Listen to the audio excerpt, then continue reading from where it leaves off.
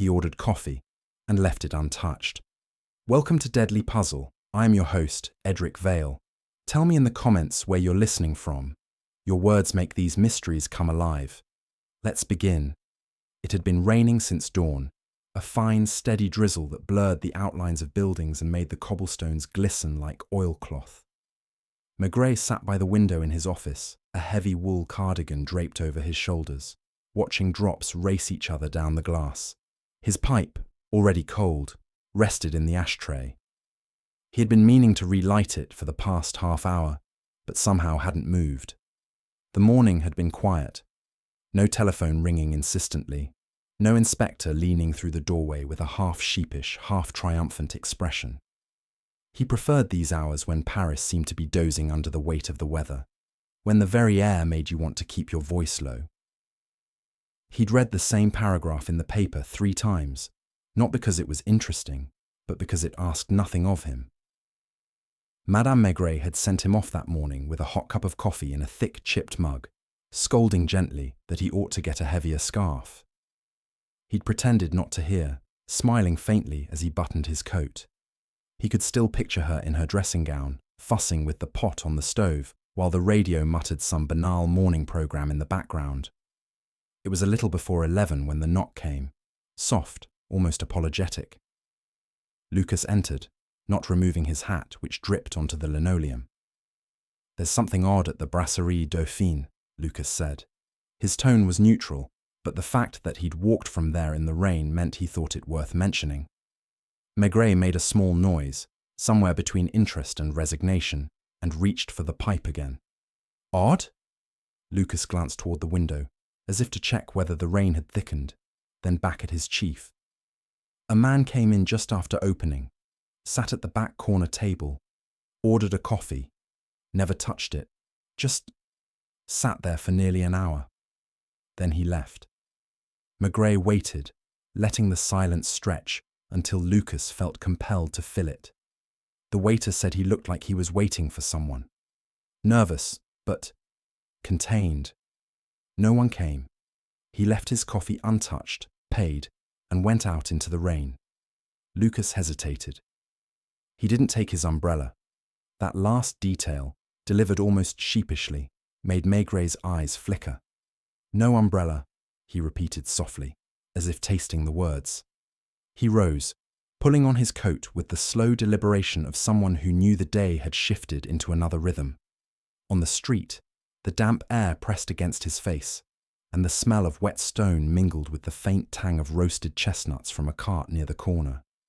He walked without hurry toward the Brasserie Dauphine, collar up, his heavy frame moving with a steadiness that made pedestrians give way. Inside, the brasserie was warm, the air thick with the mingled scents of coffee grounds, damp wool, and yesterday's cigarette smoke. The waiter, a thin young man with a receding hairline, approached with a deferential nod, recognizing Maigret at once. "Yes, Inspector, it was there," he said, pointing toward the back corner, where a small round table still bore a faint ring from a coffee cup. The chair was tucked in neatly, as if the occupant had made a point of leaving nothing disturbed. Maigret sat, placing both hands flat on the table. From here, he could see the door, the counter, the slow turning of the ceiling fan. He imagined the man, watching each customer enter, waiting for a face that never appeared. And then, for reasons he might not have been able to explain to himself, standing, leaving the coffee untouched, and walking out into the drizzle without the one thing that might have kept him dry. Outside, a bus hissed past, spraying water onto the curb. Maigret lit his pipe, eyes still on the door, and thought, not of the man's coffee, but of the fact that he had ordered it at all. It was in that small, unnecessary act that the mystery began. The waiter lingered beside the table, as if reluctant to return to his post. Maigret did not rush him. He tamped down the tobacco in his pipe, the scrape of the match sounding louder than the muted hum of the brasserie, and let the young man speak at his own pace. He wasn't a regular, the waiter said at last. Well dressed, but not flashy. Brown coat, dark suit underneath, the kind of clothes that don't draw attention. He sat there with his hands folded most of the time. Didn't read the paper, didn't smoke, just watched the door. And no one joined him? Number 1 kept an eye. Not that I was suspicious, but you notice when someone's waiting. Every time the door opened, he looked up. But after about 40 minutes, he seemed to give up. Paid for the coffee, exact change, no tip, and walked out. Maigret nodded slowly. The details were thin, but there was a scent to them, the faint trace of something deliberate. And you're certain he left his umbrella? The waiter's brow creased. Yes, it was leaning against the wall beside him. I called after him, Monsieur. But he didn't turn. I went to the door, but by the time I got outside, he'd disappeared into the crowd. From somewhere near the counter, the clatter of cups punctuated the moment. Maigret's eyes drifted to the umbrella in question, propped now against the wall near the coat stand. It was black, plain, but of good quality, the kind that folds neatly and fastens with a small brass clasp. He rose, took it in his hands, feeling the dampness of the handle. It had not been left accidentally. People who carry umbrellas in Paris's winter rain do not simply forget them. May I? He asked, not because he needed permission, but to give the waiter the sense of formality he seemed to expect. He unfastened the clasp, shaking it open slightly. The fabric was dry, almost too dry, as though it had not been used in days. The man had walked into the brasserie with it closed. He had not needed it on his way. That meant he had come by taxi, or at least from somewhere sheltered. Did anyone else notice him? The waiter gestured toward the bar, where an older man in a white apron was polishing glasses. Bernard saw him too. Bernard was heavier, his hair grey at the temples. He listened to the question without expression, then gave a small shrug. I thought maybe he was waiting for a woman who didn't come. There was a look about him, a kind of tension, not anger, not sadness either, something in between. Maigret thanked them both, took one last look at the table, and stepped back into the rain. He didn't hurry. The Quai des Orfèvres was only a short walk away, but he preferred to let the damp air and the sound of water in the gutters work on his thoughts. This was not yet a case. It was barely a curiosity, yet it had attached itself to him. He turned the umbrella over in his hands as he walked, thinking about that dry fabric, the man's stillness, the untouched coffee cooling in the cup. A man could leave many things behind, but an umbrella on a rainy day, that was a gesture. A signal, perhaps, though to whom and for what purpose was still a shadow in his mind. Back at his office, he set the umbrella against the wall and sat heavily at his desk. Lucas had followed him in and was now standing by the radiator, warming his hands. You think it's something? Lucas asked. Maigret didn't answer immediately. We'll start small. Have someone check with the other cafes nearby, see if anyone matches the description, and ask if a taxi dropped someone at the Dauphine around 10 o'clock. Lucas nodded and left, his coat swinging as he pulled it on. Maigret leaned back, listening to the rain tapping against the window. The office smelled faintly of damp wool and old paper. He reached for the telephone and called the central lost and found office, inquiring if anyone had reported a missing umbrella. The clerk on the other end gave a short laugh. Umbrellas were lost every day, dozens of them. No such report had been filed this morning. By mid-afternoon, Lucas returned with little to show for his efforts. No one in the nearby cafes recalled seeing the man. No taxi drivers had reported a fare matching the description, though most admitted they wouldn't remember a single passenger on such a wet morning. Could be nothing, Chief, Lucas said, shrugging. Maybe he was just peculiar. Maigret made a soft sound, somewhere deep in his throat. Perhaps. He tamped fresh tobacco into his pipe, lit it, and exhaled slowly. Or perhaps he was waiting for someone who never meant to arrive. It was almost closing time when the telephone rang. Maigret picked it up without moving from his chair. It was Inspector Lognan. his voice carrying its usual blend of gloom and suppressed satisfaction. "You're looking for a man in a brown coat?" Lognon asked, without preamble. "Well, I don't know if it's the same fellow, but there's been a bit of trouble at a small hotel on Rue des Petits Hôtels. A man matching that description took a room last night. This afternoon, the chambermaid found the bed untouched and the key still on the inside of the door. No sign of him." Maigret felt the familiar tightening in his chest, not excitement, but the quiet click of two pieces falling into place. "What name did he give?" "Dubois, Jean Dubois." Lognon gave a small snort. "If it's his real name, I'll eat my hat." Within the hour, Maigret was at the hotel. It was the kind of place that smelled of cabbage and floor polish, with narrow corridors and wallpaper that had once been patterned, but was now faded to a uniform beige. The proprietor, a thin woman with anxious eyes, led him to the room. It was neat, almost unnaturally so. A small suitcase sat on the floor beside the bed, closed but unlocked.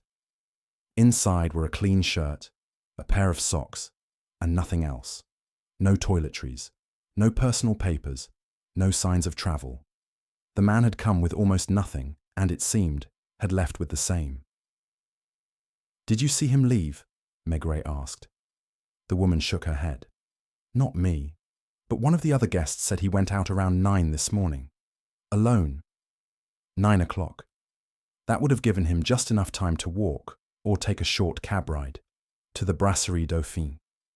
Maigret stood in the doorway for a long moment, taking in the scent of the room, the way the single chair had been pushed in perfectly under the table, the absence of anything personal. The man had erased himself before anyone had a chance to know he was there. On the way back to the Quai des Orfèvres, the umbrella sat on the seat beside him in the police car, like an unspoken question. Somewhere in the back of his mind, he could hear Madame Maigret's voice remarking, almost absently, that you can tell a lot about a man from the things he leaves behind. And this man, whoever he was, seemed to have left behind only silence. The car slid quietly through the wet streets, the tires hissing over the cobblestones.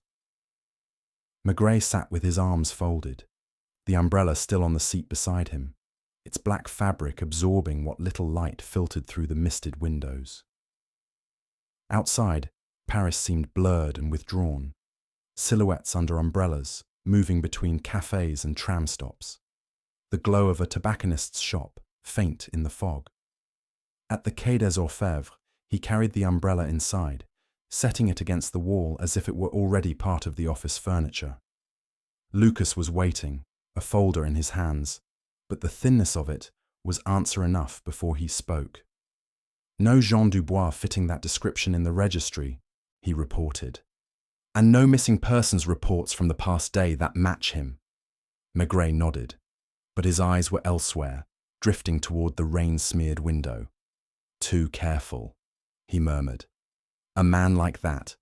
He comes to Paris, takes a room under a name anyone could invent, leaves almost nothing behind. He doesn't stumble into a place like the Dauphine by accident." Lucas hesitated. "Should we check with the provincial police? He could be from outside the city." "We will, but not yet." Maigret reached for the telephone and called the brasserie, asking the waiter to look out for the man in case he returned. His tone was casual, as though inquiring after a forgotten coat, but when he replaced the receiver, there was a set look in his eyes. Evening settled in without fanfare, the rain tapering to a fine mist that turned the gaslights into blurred halos. Maigret left the office later than usual, the umbrella in hand, though he didn't open it. He walked home slowly, his collar turned up, letting the damp work its way into his coat. Madame Maigret was waiting with a pot of soup, and as he ate, she spoke of small things, the price of fish at the market, the neighbour's son who had returned from military service. He listened, and yet not entirely. At one point she said, "It's strange, isn't it, the way some people seem to pass through life without leaving a mark, like they're only here for an errand, and once it's done, they're gone." He looked at her then, not sharply, but with the kind of stillness that meant something had settled in his mind. She had not meant it as a remark about his case. She didn't even know there was one. But the thought stayed with him long after the soup plates were cleared. The next morning, the weather had turned colder, the air raw and smelling faintly of coal smoke. Maigret went to the Rue des Petits Hôtels again, not with the hope of finding the man, but to walk the streets around it. The neighborhood was a mixture of cheap hotels, small cafes, and narrow shops that sold anything from shoe polish to postcards. People knew each other here, at least by sight, and the sudden appearance of a stranger might have been noticed. In the third cafe he entered, an older woman behind the counter remembered seeing a man matching the description. "He came in for a sandwich, late yesterday morning," she said. "Didn't finish it. Kept glancing out the window like he expected someone." "Did he speak to anyone?" "Number paid and left." "He was polite, but—" She hesitated, searching for the right word. "Empty.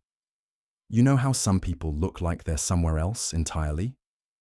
Maigret thanked her, stepped back into the chill air, and lit his pipe. The pattern was beginning to form, waiting, looking, leaving, but without a fixed point to tie it to. The man had moved through the city as if tracing a route known only to himself. By late afternoon, a small development came. A call from the central station. A coat, brown, had been handed in by a tram conductor, found on the back of a nearly empty tram late last night, no identification inside. The pockets were empty, but for a folded scrap of paper, the kind torn from a hotel notepad, with a single line written in neat block letters. 10 hours, Dauphine. Maigret turned the slip over in his fingers. It was not much, only the time and place he already knew, but it confirmed what he had suspected.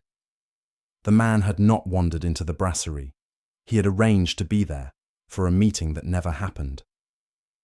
The coat, like the umbrella, was in good condition, the fabric dry when it shouldn't have been. A man could walk away from many things, Maigret thought, but shedding one's coat and umbrella in Paris in February was not an accident. It was a shedding of identity, the deliberate sloughing off of the self one was a moment before. That evening, he returned to the Brasserie Dauphine.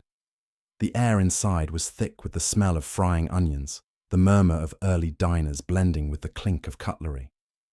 He took the same table the man had used, ordered a coffee, and let it sit untouched.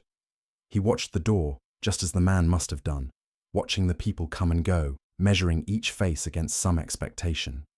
At one point, a woman in a green scarf entered, paused as if searching, then took a table by the window. She ordered quickly, ate without looking around, and left. Others came and went, each absorbed in their own errands, their own silences. By the time the coffee was cold, Maigret felt the shape of the absence more than the presence. Whoever the man had been waiting for had not come that morning, and would not be coming now. And yet, there was the possibility, faint but persistent, that the meeting had taken place somewhere else, or in some form he had not yet seen. When he stepped back into the night, the mist had thickened. The city's lights diffused into a soft haze. He walked slowly toward the river, the sound of water lapping faintly against the quays.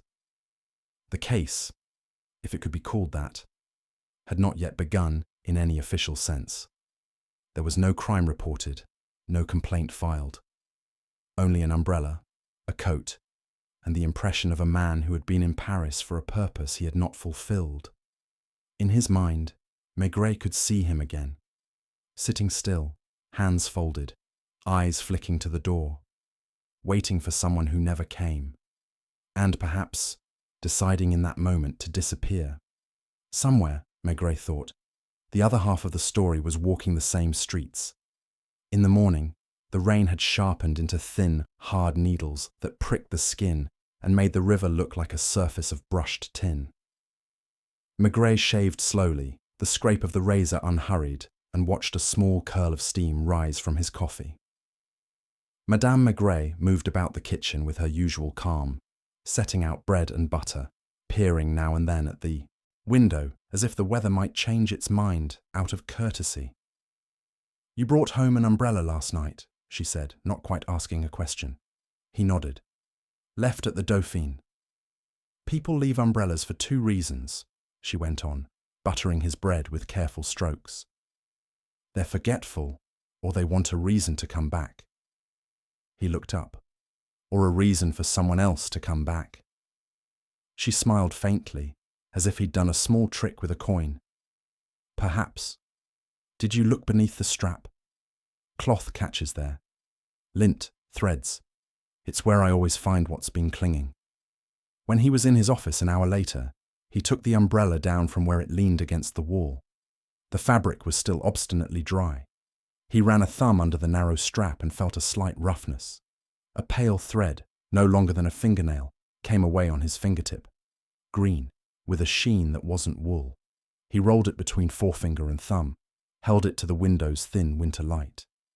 The memory came up quietly. The woman in a green scarf who had entered the brasserie and looked once around the room before eating as if on a schedule. He slipped the thread into a small envelope, the kind kept around for postage money, and put it in his pocket as if it might escape. Lucas came in, shrugging off his coat. The tram conductor, Lucas said, remembers a man who left a brown coat on the last run yesterday. About the right time. Said the fellow was staring out the window and didn't seem to hear when the terminus was called. Where? Maigret asked. End of the line at La Villette. Maigret nodded without surprise. The city seemed to push certain men outward, toward the edges, as if it were an organism with a slow, indifferent pulse. And the coat? In the property room. Nothing in the pockets but the note you saw. Maigret stood, took the umbrella, and gestured to the door. Come. They stopped first at the Brasserie Dauphine. The waiter with the receding hairline was on duty again, his movements brisk, a towel tucked into his waistband like a flag. Bernard was at the bar, polishing glasses that did not need polishing. Yesterday, Maigret said, after I left, did anyone ask about a forgetful gentleman? The waiter frowned, then his face cleared as memory arranged itself. Yes, a woman came in mid-afternoon. She stood right there. He pointed toward the end of the bar. She didn't sit. Asked me whether a gentleman had left. She didn't say what. A gentleman in a brown coat, at the back, were her words. She was very precise. He hesitated. Green scarf. A small nick on her knuckle. I noticed because she smoothed the scarf under her chin, and it caught. Bernard snorted without malice. And a perfume like violets, but cheaper. The sort that's mostly the idea of a violet. Did she see the umbrella? Maigret asked. I said nothing about it. The waiter admitted, his ears colouring. It's not my business to... It was good sense, Maigret said. If she returns, you'll call. He gave the number with the familiarity of a man who had given it in many rooms. In the meantime, I'll borrow a corner. He took the same back table and set the umbrella beside the chair, not hiding it, and not displaying it either. He ordered coffee and let it sit. The room did its ordinary business around him. A clerk, with ink-stained fingers reading yesterday's paper. Two workmen eating in silence, their boots leaving dark commas of wet on the tiles. A woman alone with a plate of eggs, cutting with small, precise motions, as if the act itself required concentration.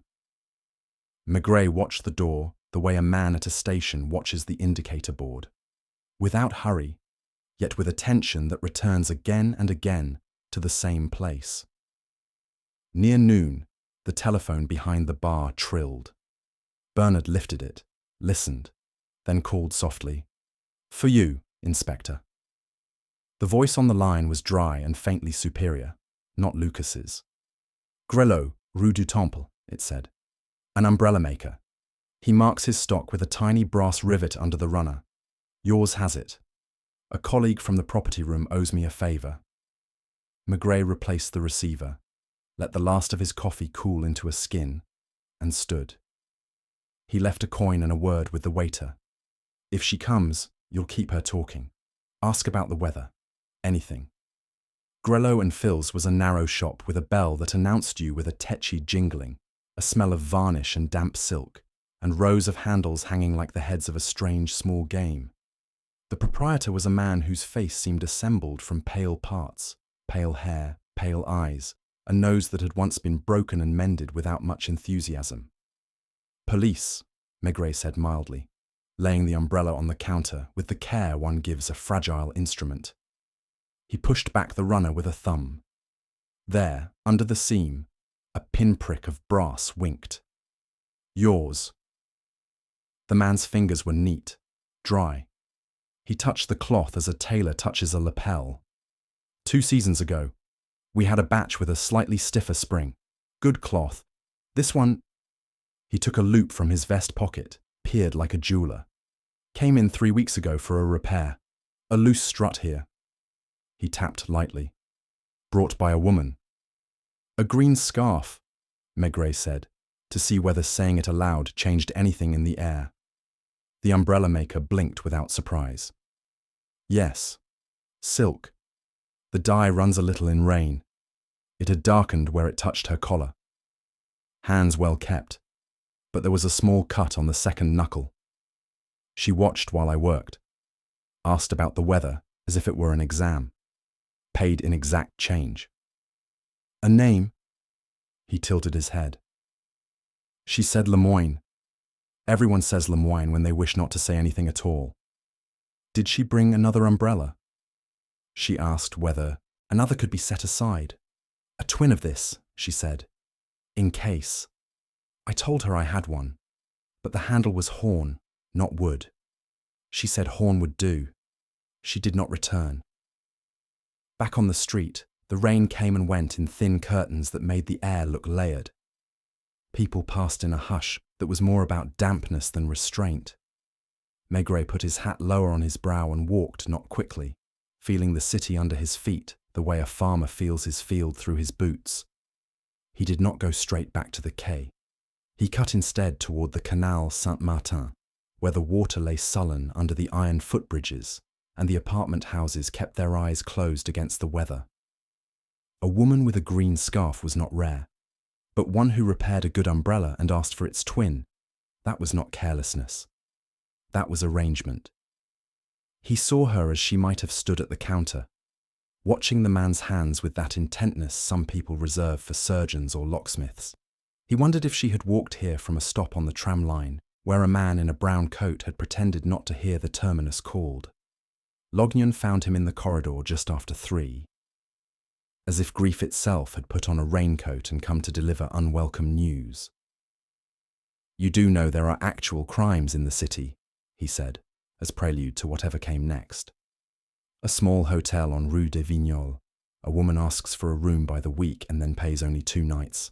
Leaves late last night with a suitcase and a scarf." "Green," Maigret said. Lognan stopped, which was a small miracle.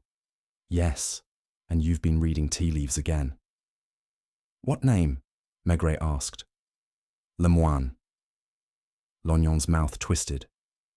"Because why not?" The hotelier remembered nothing useful beyond the very shape of forgettability.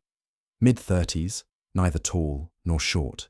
Hair dark but not black, a voice that kept itself to itself.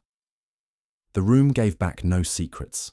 A soap wrapper, a burned match, a button that didn't match the pillow's case. The window looked onto a courtyard where laundry lines were strung like staves of music with nothing written on them.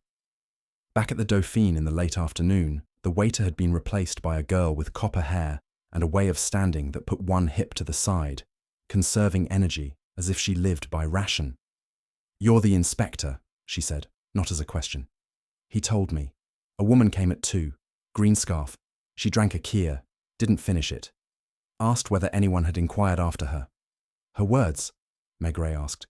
"She said, 'I'm to meet someone. If he asked for me, tell him I waited.' She said it twice, as if the words were buttons to be fastened careful." The girl's eyes went soft with the memory. She held the glass in both hands, like it was a letter. "Did she look at the umbrella?" "She looked at everything and nothing. Do you know what I mean?" The girl lowered her voice. "There's a place people look when they're thinking of leaving. It's the door, but not the door itself, the space before it. That's where she looked." When the girl moved away to wipe down a table, Maigret sat with his hands folded, the umbrella beside him, and let the brasserie's warmth lay over him like a blanket left in a chair. The day's small scraps arranged themselves without being told. A man who had ordered coffee and not drunk it, who had left a coat and an umbrella as if shedding a name. A woman who had prepared for rain and for remembrance, who had asked for a twin as if expecting duplication in the days to come. Their meeting had been written. 10 o'clock, Dauphine. And yet it had dissolved like sugar left too long in the spoon. He phoned Lucas from the bar and said, "Find out whether there's any Madame Lemoine renting a box at the post office near Canal Saint-Martin, or any Monsieur Dubois. Begin with the simplest lie." "And if there isn't," Lucas asked, "then she is someone who knows that the best way to be found is to leave a trace no one respects." He did not go home immediately. He walked instead along the river until the lamps came on and made their trembling paths on the water. The rain thinned and then gave up, leaving the city smelling of stone and metal and faintly frying oil. In a doorway near the Pont Neuf, two lovers argued in voices that were careful not to draw attention. A dog shook itself in a spray and looked offended at the world. In his pocket, the small envelope with the green thread made a discreet rectangle against the fabric. He thought, not with urgency, but with a steady patience, of the moment when two people decide not to meet and yet continue to circle the place of meeting as if paying respect to a grave neither will admit to. He would not chase them. He would wait where their paths crossed things that could not be arranged. A clerk with good memory. A laundress with a habit of noticing collars. A postmistress who disliked aliases because they meant extra paperwork. When he finally turned his steps toward home, he was neither satisfied nor troubled. The city had accepted him again into its ordinary noise. Behind him, in the brasserie, the umbrella waited beside the chair, as black and patient as a closed eye. And somewhere in Paris, a woman in a green scarf was choosing between coming back for what she had not taken and leaving one more thing for someone else to find. By mid-morning, the sky had settled into a colour between pewter and ash, and the air had the sour tang of coal smoke that creeps through winter courtyards. Maigret let the office stay a little cooler than was comfortable. The chill seemed to hold his thoughts in place. He turned the green thread between finger and thumb once more, then slipped the envelope back into his pocket. The umbrella waited against the wall, black and mute. Lucas came in with his hat still on his head, as if the hallway between the street door and the office might rain. "Post office at Rue Bichat," he said, "near the canal. The postmistress remembers a woman who could be ours. Green scarf. Came yesterday afternoon and again this morning. Asked whether there was anything poste restante for a J. Dubois. There wasn't. She say why she asked twice?" Maigret's tone was not impatient. If anything, it was patient enough to make impatience look foolish. "Because she expected something," Lucas said simply. "The postmistress said she had a way of standing as if she were measuring time with her shoulders. She left a note." He produced a small square of paper, ruled and torn from a cheap pad, the kind with a brittle glue edge, in round, careful script. "If letter comes for J.D., please hold. I will return before closing." It wasn't signed. "Good," Maigret said mildly. "Let's take a walk."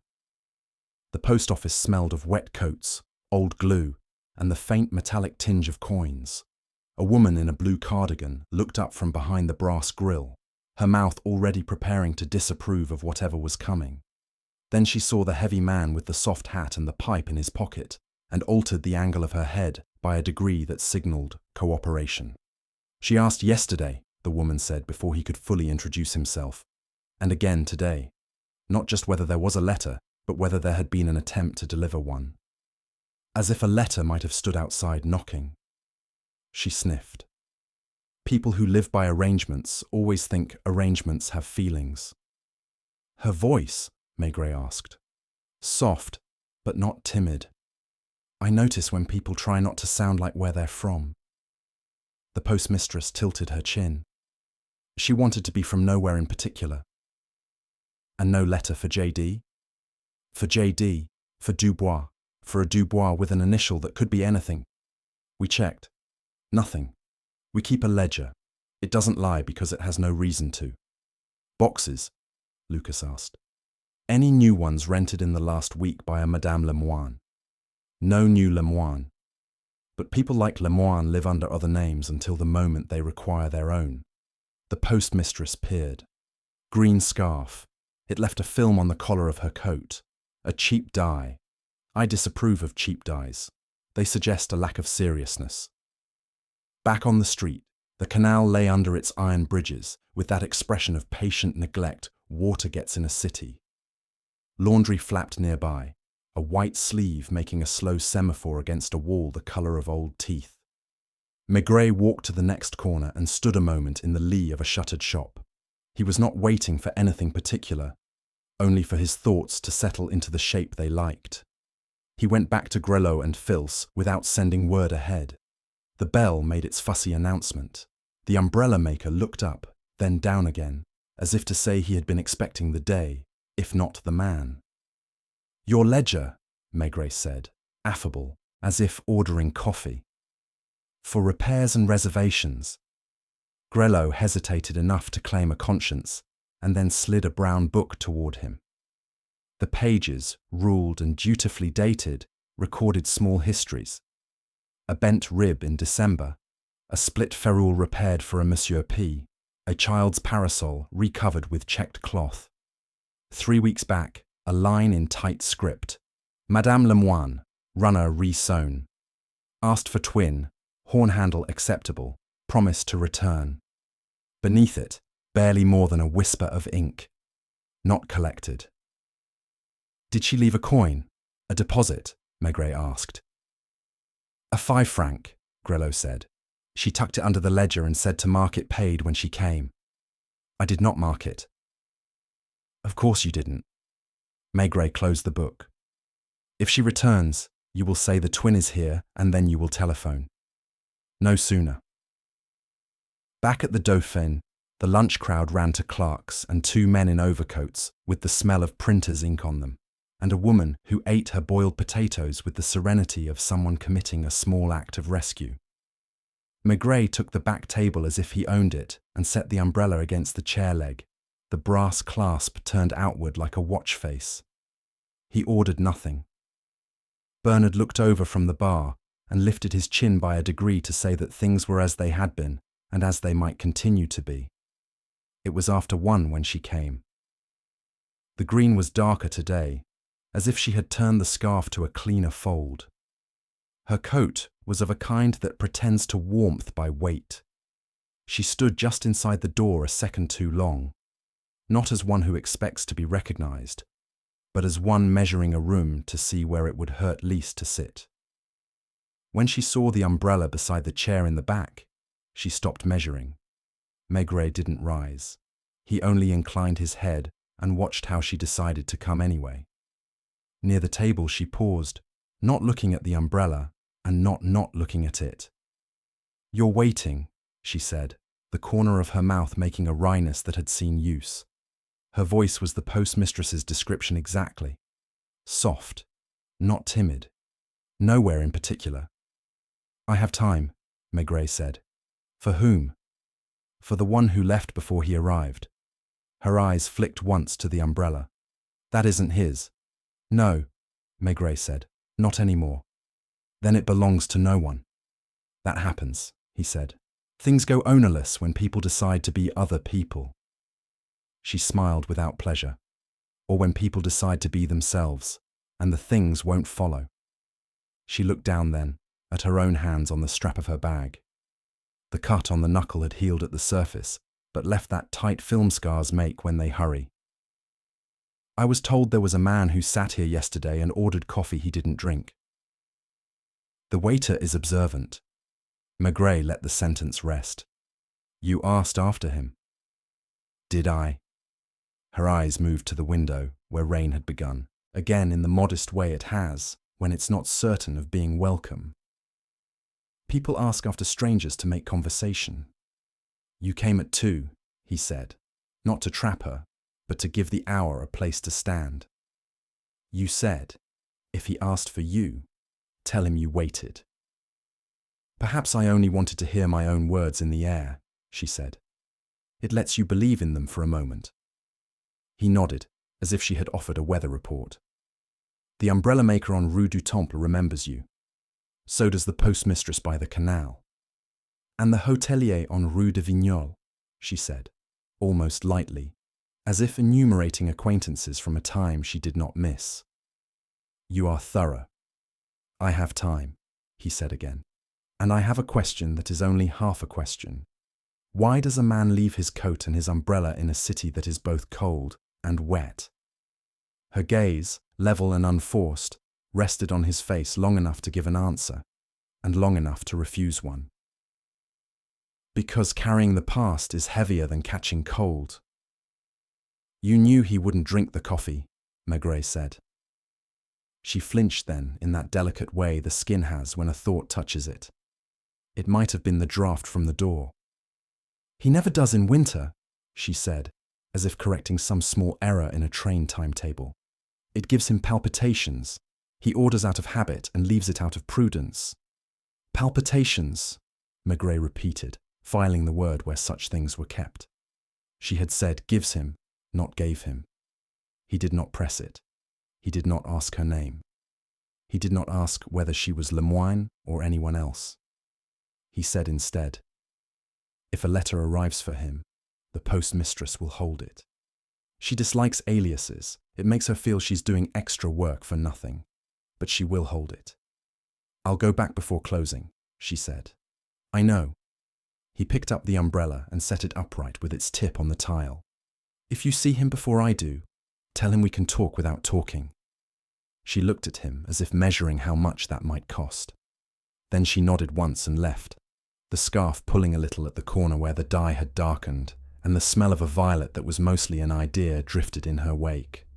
He sat another half hour, not to watch the door now, but because there is a kind of thinking that requires the body to be in a place where something has just been said. When he stood, he felt older by the precise amount one ages when a sentence like he never drinks coffee in winter settles into the furniture of the mind. The Quai des Orfèvres was warmer by the time he got back. Lucas had pulled his chair closer to the radiator and was reading an old file with a face that suggested both hunger and boredom. He looked up. Anything. A habit, Maigret said. The kind that explains why you order something and do not drink it. Palpitations. Lucas considered this gravely, as if the word itself had weight. Hospitals. Doctors first, Maigret said. The sort who write the same prescriptions so often they could do it in their sleep. Someone near the brasserie who cautions men the age of our Dubois to avoid strong coffee in winter. He paused. Also, keep a man at the post office, not to pounce, to see who comes to keep their half of a promise. Lucas nodded and left with that purposeful slowness police acquire in order to make their steps look like thinking. Evening came earlier than the clock said. Lights went on behind curtains that stayed shut. Maigret was reaching for his hat when the telephone rang in the anxious way it does when it knows who will answer. He lifted the receiver. It was a sergeant from La Villette. His voice pitched low, out of respect for things that had to be said and could not be bettered by tone. We've pulled a man from the canal, he said. No papers, brown suit, not new, good shoes, no coat. He'll be at the morgue in an hour. Maigret did not speak at first. He let the silence be the room it was. Outside, the rain had thinned to a mist that made the lamps into small, patient suns. Thank you, he said. I'm on my way. He set the umbrella against the wall again and reached for his overcoat. The office smelled of damp wool and tobacco that had been relit too often. He stood a moment, looking at the dark fabric of the umbrella, at the small brass clasp that held it closed, and thought of a coffee cup, cooling untouched at the back of a brasserie, and of a canal that keeps its secrets until it doesn't. Then he went out into the evening that was neither night nor day, only Paris in winter, doing what it does. Forgetting slowly, remembering abruptly, and carrying both without comment. The morgue was warmer than the air outside, which gave it a smell that belonged to no particular season. Disinfectant, damp stone, a metallic sweetness the mind knows even if the nose denies it. The attendant nodded without speaking and led Maigret through, the rubber soles of his shoes whispering on the tiled floor. It was not yet fully dark. The windows, high and mottled, held a dull wash of light like the inside of an oyster. The man lay with the peculiar tidiness the dead acquire when handled by people who do nothing else. Brown suit, darkened by water, shirt that had once been pressed carefully and had then submitted to the canal, wrists relaxed, mouth neither open nor entirely closed, a resting that made no promise. His hair had dried in a pattern that told of the direction of the wind when they lifted him out. He was perhaps 55. The face had that broad anonymity middle age gives to men who have decided to make no demands on the world. Dr. Pardon arrived with his collar up and his spectacles fogged, carrying the evening with him like a second coat. He shook Maigret's hand and looked down with the measured attention of a man who learned long ago how to keep compassion from interfering with accuracy. "Not long in the water," he said. 2 hours, 3 at most. Lungs as you'd expect. Some bruising at the shins, not from a fight. The sort you collect when you go over a low wall or catch yourself on ironwork.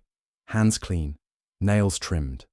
A man who lives as if being seen matters, but not ostentatiously. "No papers," Maigret said. "No papers." Pardon lifted a cuff. Laundry mark inside the shirt. Figures. A letter. 3/18 JD. You'll find the laundry if you look where laundries do not care who you are so long as the ticket comes back with money. He glanced at Maigret. You know the look of a man who has made up his mind, even if he isn't certain what it is yet. Maigret's eyes did not leave the face. "Yes." "Heart," Pardon went on, his voice low without being confidential. "Slight enlargement. There's a rhythm you can feel in the vessels when you place a finger lightly. I think your man takes something when he remembers to, not faithfully, not as a regimen, but as a superstition. A draft from a pharmacist who doesn't ask too many questions." He gave a small, apologetic smile. "You didn't bring me a great puzzle, Jules." "No," Maigret said. "Only a man who ordered a coffee and didn't drink it." "That's a kind of diagnosis," Pardon said gently. "I'll open him in the morning. I don't expect surprises." They stood a little longer. The morgue requires nothing of you, and so you stay until you realize you must ask something of yourself. When they covered the man again, Maigret felt the familiar small contraction in the chest that comes not from pity, but from recognition. Whatever else this would become, it had begun as a human plan. Outside, the air tasted of iron. He walked to La Valette rather than take a car, letting the city alter his pace into the rhythm that suits streets laid out to take you where you only thought you were going. The canal kept its face blank and uninformative, barges hunched like grey animals sleeping against the quay. At the low wall near the footbridge, paint had flaked to show older paint beneath, and along the top edge a smear of damp had collected grit in a line. He touched the stone. The cold climbed into his fingers with firm hands. At the Quai des Orfèvres, Lucas listened, not interrupting. "Laundry mark," he repeated, writing the digits as if they were a date he might forget. "There's a cluster of laundries off Boulevard de la Villette. They stitch like that, numbers before letters." "Go in the morning," Maigret said. "Take your time. Don't ask clever questions. Ask where the girl with ink on her fingers stands, and where the owner keeps the little book that protects him from arguments." "And the woman," Lucas said. "Post office?" "She'll go," Maigret said. "Before closing, put someone outside who looks like the sort of man a post office sees all day. Tell him to watch her shoulders." "What for?" "When she leaves," Maigret said. "She'll decide something, and it will show." Longyon arrived a quarter hour later, wearing gloom like a garment he had been issued and which fit too well. "Canal," he said. "No coat, no papers. If you want my view, a man whose affairs are in order chooses the water because it doesn't ask him to write a note. We can all go to dinner. Perhaps, Maigret said. He did not explain the coat on the tram, the umbrella, the appointment that had broken like brittle sugar. Lognon would hear the facts and fail to hear the silences around them, and there was no point in offering him music when he preferred tapping. He went home long enough to sit at the kitchen table while Madame Maigret put a plate in front of him and remarked on the greengrocer's habit of pressing pears with his thumb. When he said he would go back out, she nodded without reproach and buttoned his coat for him, as if the action added a stitch to the day that might otherwise come apart. He reached the post office 20 minutes before closing. The lamps along the canal had come on, smearing their reflections with a finger of wind. He did not go inside. He stood across the narrow street under the awning of a shuttered locksmith and watched the door as people moved in and out. 2 workmen paying for money orders, a girl with stamps and a sleeveless dress under a coat too thin for the weather, an old man who counted his coins twice in his hand and once again with the clerk watching. She came with the last of them. The green turned a shade darker by the dusk. She did not hurry, but she was not strolling either. Her walk had that middle pace people use when they do not want to admit to themselves that they are on time for something. Inside, he could see her at the counter, the tilt of her head making a small question without voice. The postmistress consulted the ledger with public deliberation and then shook her head. The woman said something more, the mouth shaping gratitude that arrives when you wish to hide something else. She stepped away, hesitated with her hand on the brass rail as if she were going to say one other thing, and then did not. When she came out, she didn't look around. She stopped just outside the door to put on her gloves, a gesture that took longer than gloves require, and then turned toward the canal. Maigret fell into step beside her, as if he had been walking there all along. "No letter," he said. "No." She did not start. She had known he would be there. He was to write only if he changed his mind. "About leaving things behind," Maigret said. She looked at the water without seeing it. "About keeping them." Her voice was even, but the scarf had slipped a little at the knot, and she didn't correct it. "You went to the hotel on Rue des Vignoles," he said. "You gave a name that was an eraser." "It erased nothing you needed," she said quietly. "Only what wasn't mine." They crossed the bridge. On the other side, she stopped near a bench with slats that had taken the shape of many evenings.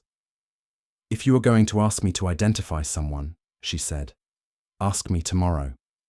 "Tomorrow," he agreed. He did not tell her about the morgue, the tiles. The way men look after water has made their faces simple. "You knew he wouldn't drink his coffee." "He never does in winter," she said.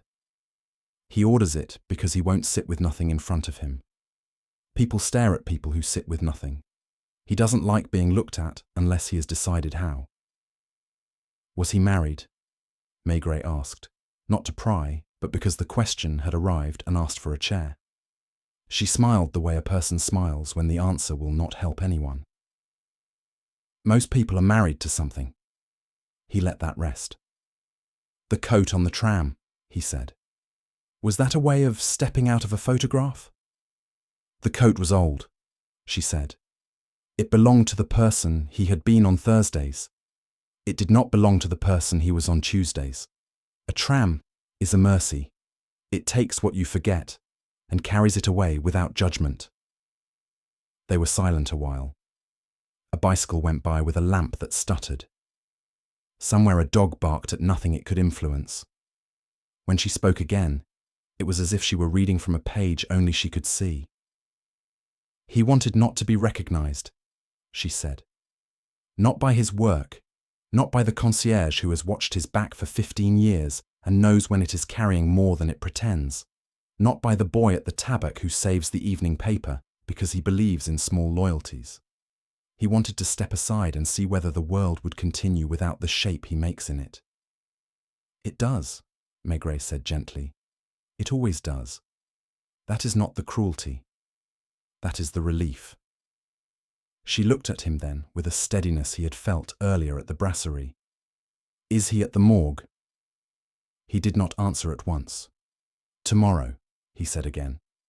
In the morning. Come to the quay. We will go together. If it is not him, you will have kept a promise to someone else. She nodded.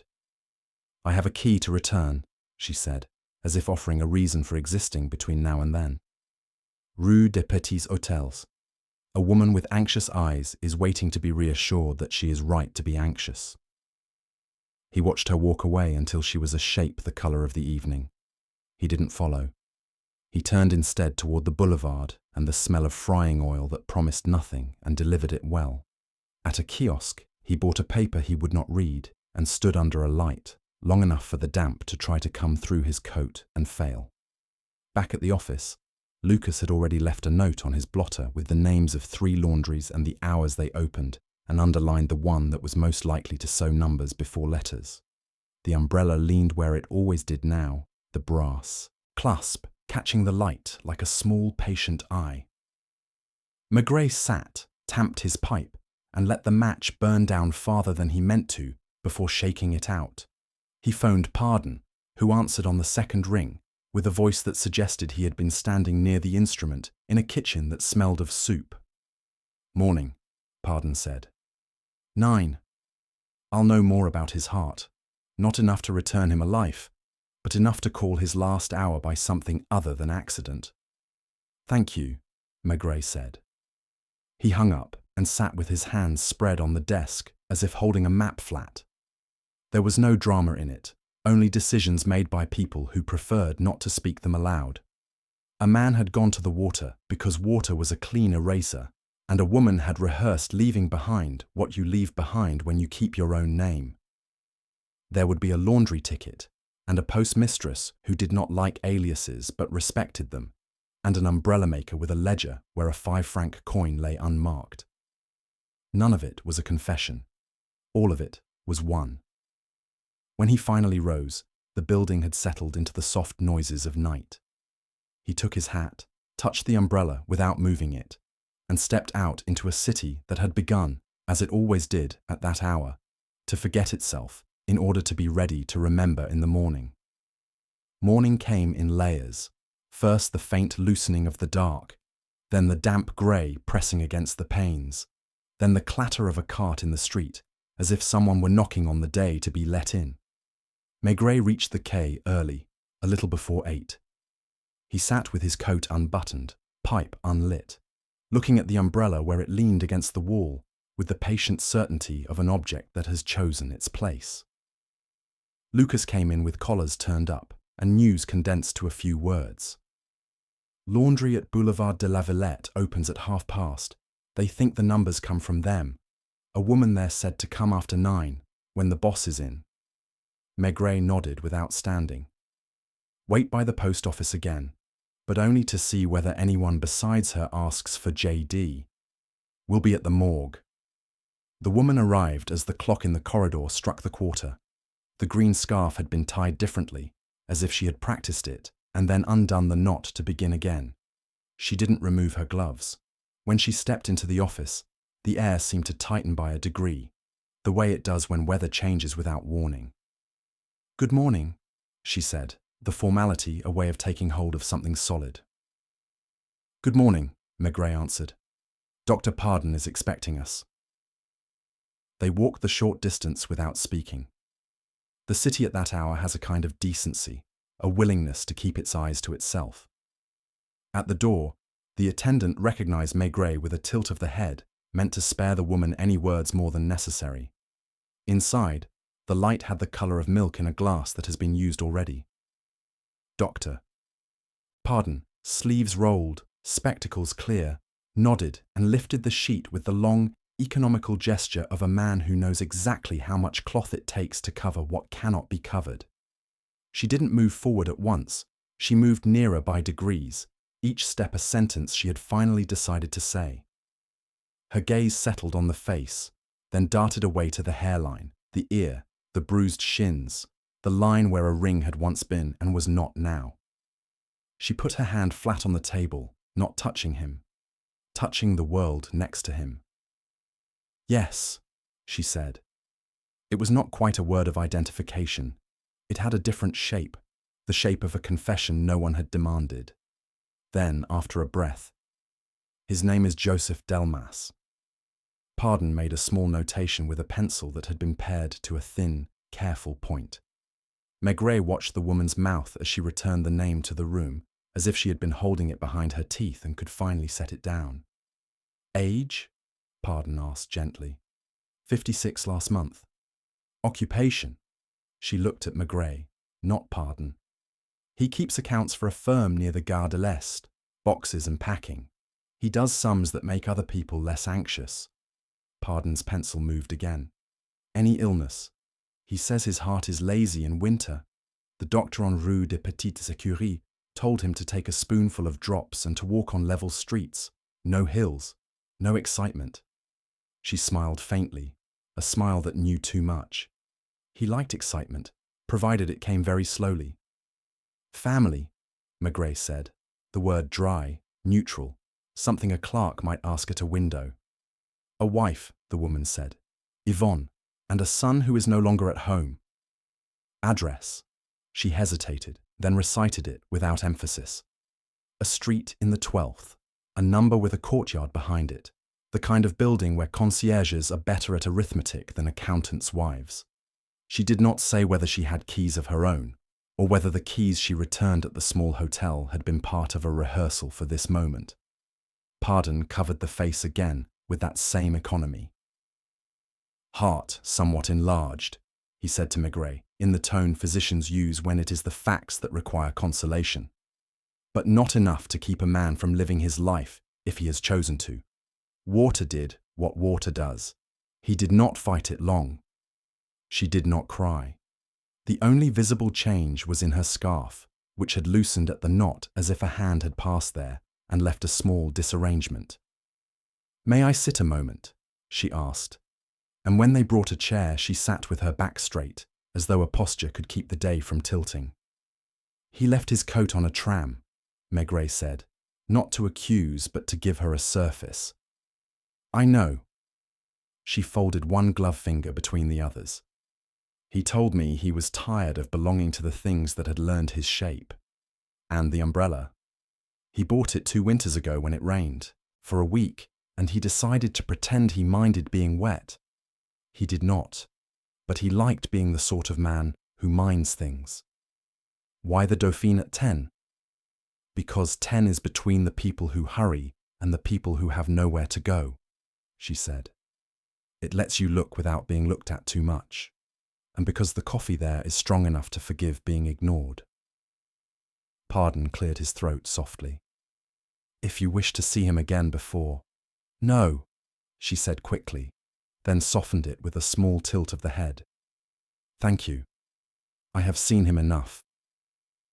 Outside, the air had the clean smell that follows rooms that smell of nothing else. They walked a few steps together before she stopped of her own accord. "You will tell his wife," she said. "If it were me, I would want to hear it from a stranger who looks as if he already knows." "I will go," Maigret said. "You will need the concierge," she added, a practical kindness. "She likes to sit facing the door. She believes she can discourage misfortune by seeing it before it comes in." He watched her go with that measured walk that pretends it began long before and will continue long after. When she was gone, he stood a moment more, feeling the city's pulse settle around him, then turned toward La Villette. The blanchisserie moderne had the impatient heat of steam and wet cotton. Shirts hung in ranks, as anonymous as recruits. A girl with blue on her knuckles wrote receipts with a pencil the length of a cigarette. The owner, a man with a moustache that looked as if it had been ironed, regarded Maigret with the wariness shopkeepers reserve for inquiries that might lead to papers and signatures. "These marks," Maigret said, laying Pardon's note on the counter. 3/18 JD. The man did not reach for the paper. He reached instead for a drawer and produced a dog-eared notebook, columns ruled with a ruler that had been dropped one too many times. "We sew numbers first," he said. "Then an initial. It saves thread. JD. We have a Delaunay, a Dumas, a Dupuis, and—" His finger stopped, tapped twice. Delmas, 318. 3 shirts collected last Friday for Monsieur Delmas. Paid on delivery. Address, Rue de Charenton. Signature, the boy. The boy? The apprentice who takes the basket, the man said. Brown hair, cap with an oil spot. He writes like a floor that slopes. The girl brought a second book, older, with paper that had gone the colour of weak tea. He used to have them washed Saturdays, she said. Then Tuesdays. People think we don't notice when their lives change, but we do. It changes the balance of the week. Who took them last? Maigret asked. A lady, the girl said, a little pleased to be asked. Not his wife. Wives complain about buttons and count the handkerchiefs out loud. She counted with her eyes. Green scarf. Back at the quay, Lucas had nothing from the post office beyond what they expected. No other JD, no impatient man asking about a letter that did not exist. The postmistress says she will remember if anyone tries to be from nowhere again, he added. She's proud of having invented the phrase. It suits her, Maigret said. The address in the 12th had a gate that protested slightly, and a courtyard with a tree that kept last year's leaves out of stubbornness. The concierge's lodge smelled of polish and cabbage, the perfume of small buildings that are their own countries. She was knitting when they entered, the needles clicking with the rhythm of someone who keeps time that way. Madame Delmas? Maigret asked. You would be the police, the concierge said, not looking up. And you would be about something that has the weight of wet wool. Madame Delmas? He asked again, more gently. In the apartment, 2nd floor, left. She knows already, the concierge said. Not the facts, but the shape. When you live with a man long enough, you feel when there is suddenly 1 spoon fewer in the drawer. Madame Delmas opened the door with the expression of a woman who has been expecting knocks for years and has practiced being surprised by them. She was younger than the number the woman at the morgue had spoken, or she was older. The room behind her was tidy in the way rooms are when nothing has been moved because nothing has been looked for. Madame, Maigret said, removing his hat. He did not speak at once of the canal or the morgue. He asked instead whether he might sit, and when she said yes, he chose a chair that faced neither the mantel nor the window. He noticed the empty ring dish on the sideboard, the pale circle on the wood where a glass had stood for years, moved yesterday and not yet re-established. Joseph is dead, she said, before he could form the sentence. It has been in the walls since dawn. Does anyone know how to tell walls to be quiet? Maigret's voice came from lower in his chest. They found him near La Villette. He had no papers. We have identified him. Dr. Pardon will... She lifted a hand to stop what needed no stopping. Was he alone? Yes. Of course, she said. She was not bitter. She was not calm. She was a woman who had stepped into a cold place and was waiting for her eyes to make sense of it.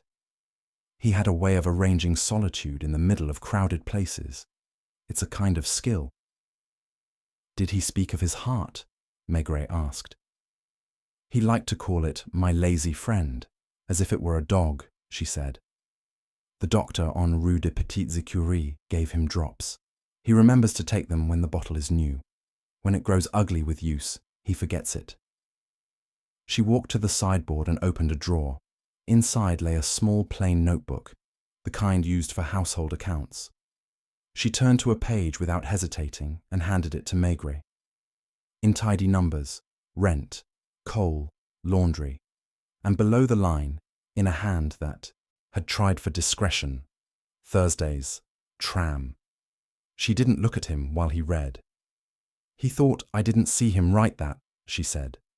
But I see everything that is written in this house, even if it is written on someone else's skin. Do you know the woman? Maigret asked. It was the only time he would use the word with her. I don't know her, she said. I have the shape of her in my mind. She wears something that does not like the rain. Silk, perhaps. She brings back shirts on Tuesdays when laundries are less busy. She is careful with money in a way that makes you think she could stop being careful if dared. She closed the book as if that would help. Will I need to go to the place? She asked, meaning the morgue, without saying it.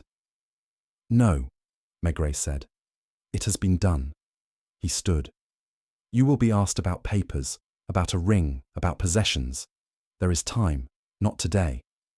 He left her with the concierge in the doorway, both women holding the building up with their eyes. In the street, the day had sharpened. Men carried long loaves under arms.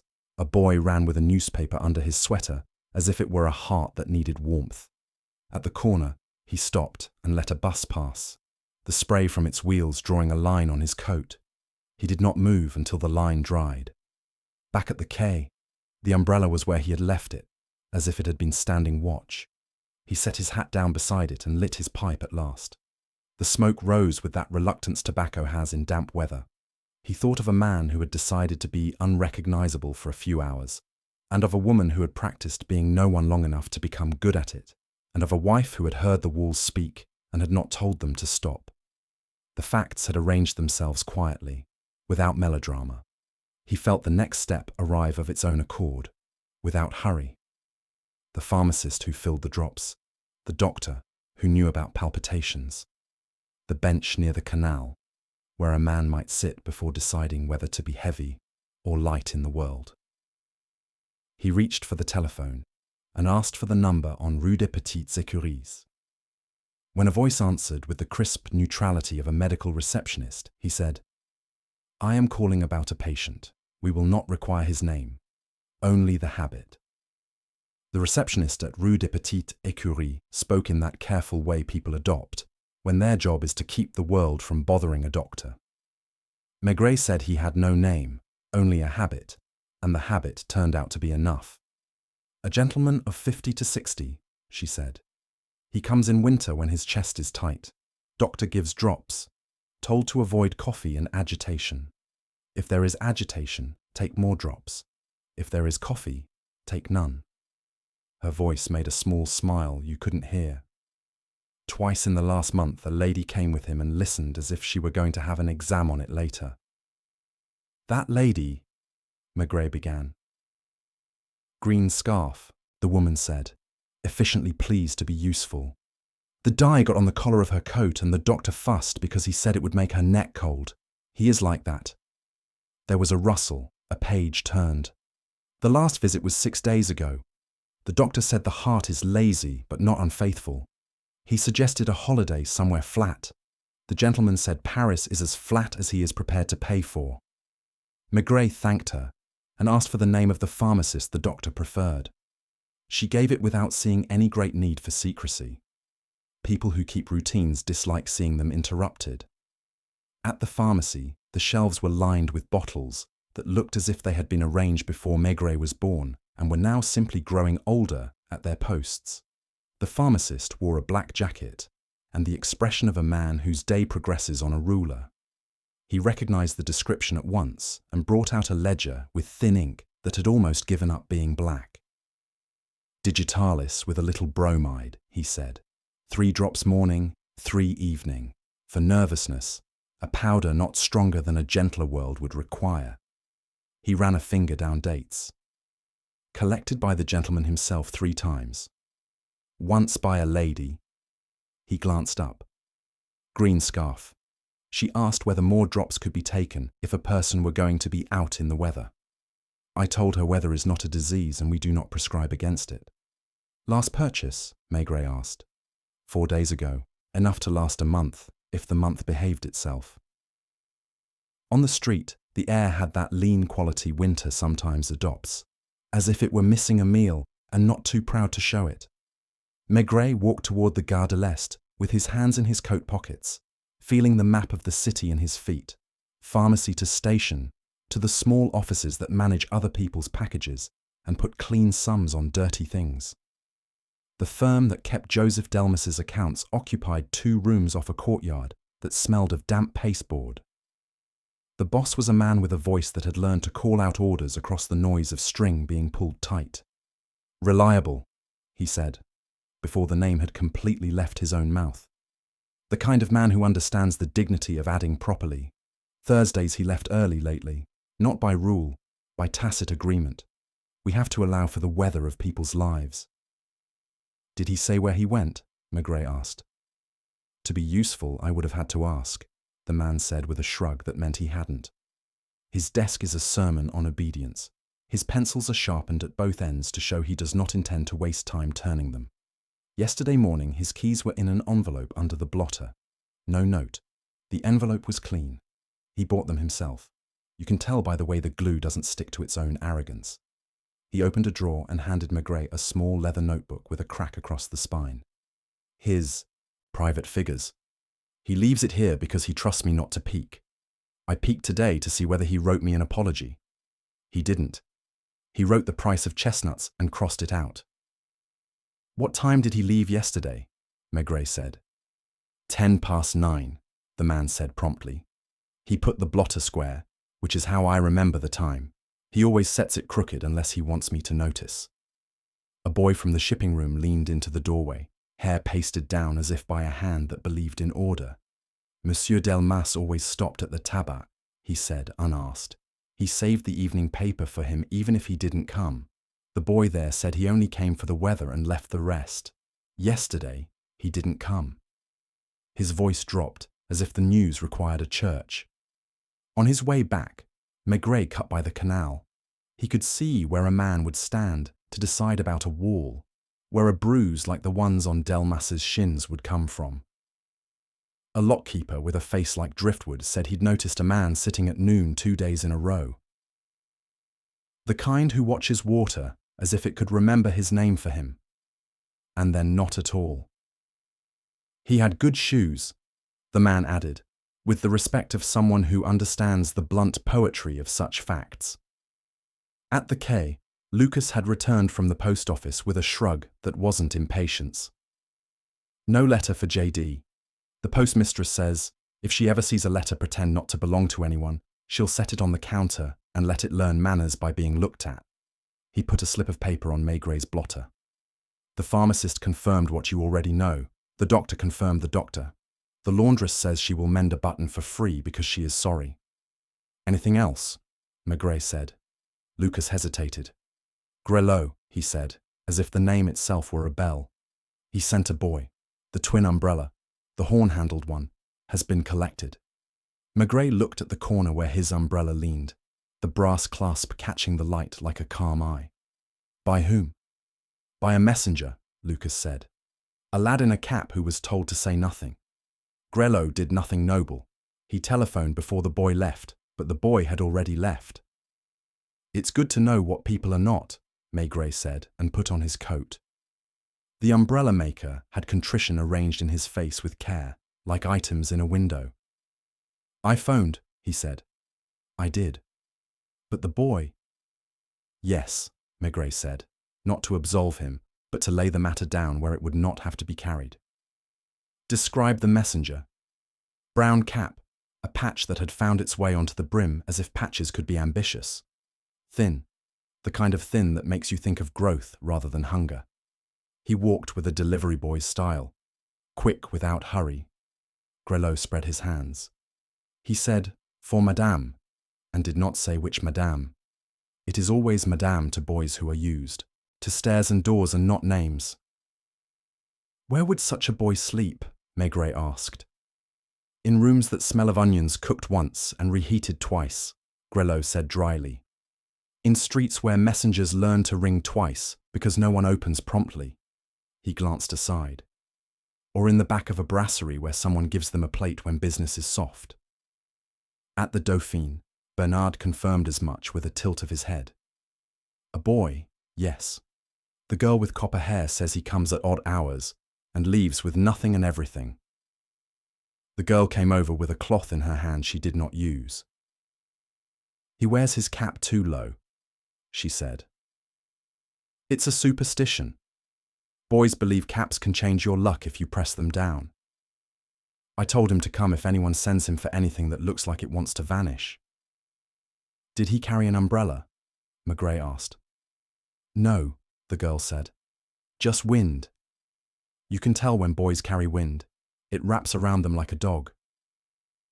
He left a coin and walked back along the street with the sense, not of being followed, but of passing across lines already drawn. He did not hurry. The day had the feel of a room in which someone had stood up and left without pushing the chair back. At the corner, a man was selling newspapers in a voice that had nothing to do with the headlines. The word canal was not there, but the need for it was. Lognon found him on the steps of the quay, wearing the look of a man who had been right in the wrong way. "There," he said by way of greeting. "You see? Suicide. A man sheds his skin and then decides he dislikes what he's left. A clean story. The sort that offends no one because it blames only the river." Maigret said, as if agreeing with the weather. "You will be kind to the wife," Lognon said, then ruined it by adding, "She seems the sort who would rather be told a respectable lie than an indecent truth." "She is the sort who already knows the truth and does not require us to decorate it," Maigret said. He did not dislike Lognon. He disliked what despair made of him. He telephoned Madame Delmas to ask, without using the words, whether there were papers that wished to be found. She said there was a tin in the wardrobe with 2 compartments. One contained receipts for coal. The other contained a letter to no one, begun and abandoned, in which a man explained nothing and apologized for everything. "I burned it," she said. "It was a bad letter. It would have made you think less of him." "Thank you," Maigret said, because gratitude is sometimes the only respectful reply. He stood a while at the window. The umbrella leaned, patient and unpersuaded. He thought of the woman's voice at the morgue. He liked excitement, provided it came very slowly. He thought of the twin umbrella collected without a name, and of a messenger boy who carried wind and did not know what he was bringing home. Near 5, the telephone rang with the small, urgent tremor of a bell that has been rung more than necessary. It was the postmistress. "She came back," she said without greeting, proud of being in the story. "The lady."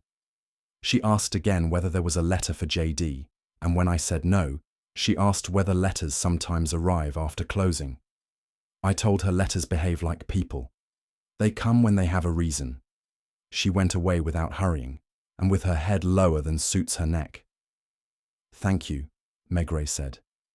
"If a boy comes with a parcel for a madame, see if his cap has a patch on the brim." "Of course," the woman said, as if he had asked her to inhale.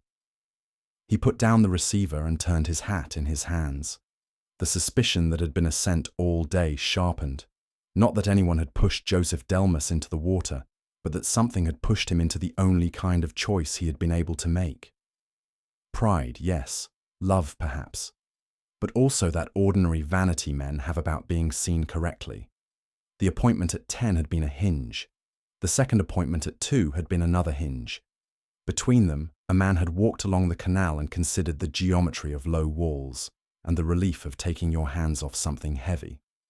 At 1:30, the reception clerk announced that a boy wanted to see the inspector. He was smaller than his cap, which had indeed a patch on the brim, and he looked at the umbrella by the wall as if it were a dog he meant to be brave about. "A gentleman told me to bring this," he said, and held out a narrow parcel wrapped in brown paper and tied with string, in a way that showed care without skill. On the paper, in a hand that had tried to be a stranger to itself, were 3 letters. "J.D. for Madame?" Maigret asked quietly. "For whoever asks for it the right way," the boy said, repeating the line with the solemnity of a messenger who has learned that words have price. Maigret untied the string with his thumbs. Inside, wrapped in tissue with the perfume of violets that were mostly an idea, lay the horn-handled umbrella. Under the handle, secured by the smallest of pins, was a square of cheap paper. It said, in a script that had been recomposed between one life and another, "If you are looking for me, do not. I have already left. J.D." He folded the paper and did not put it away.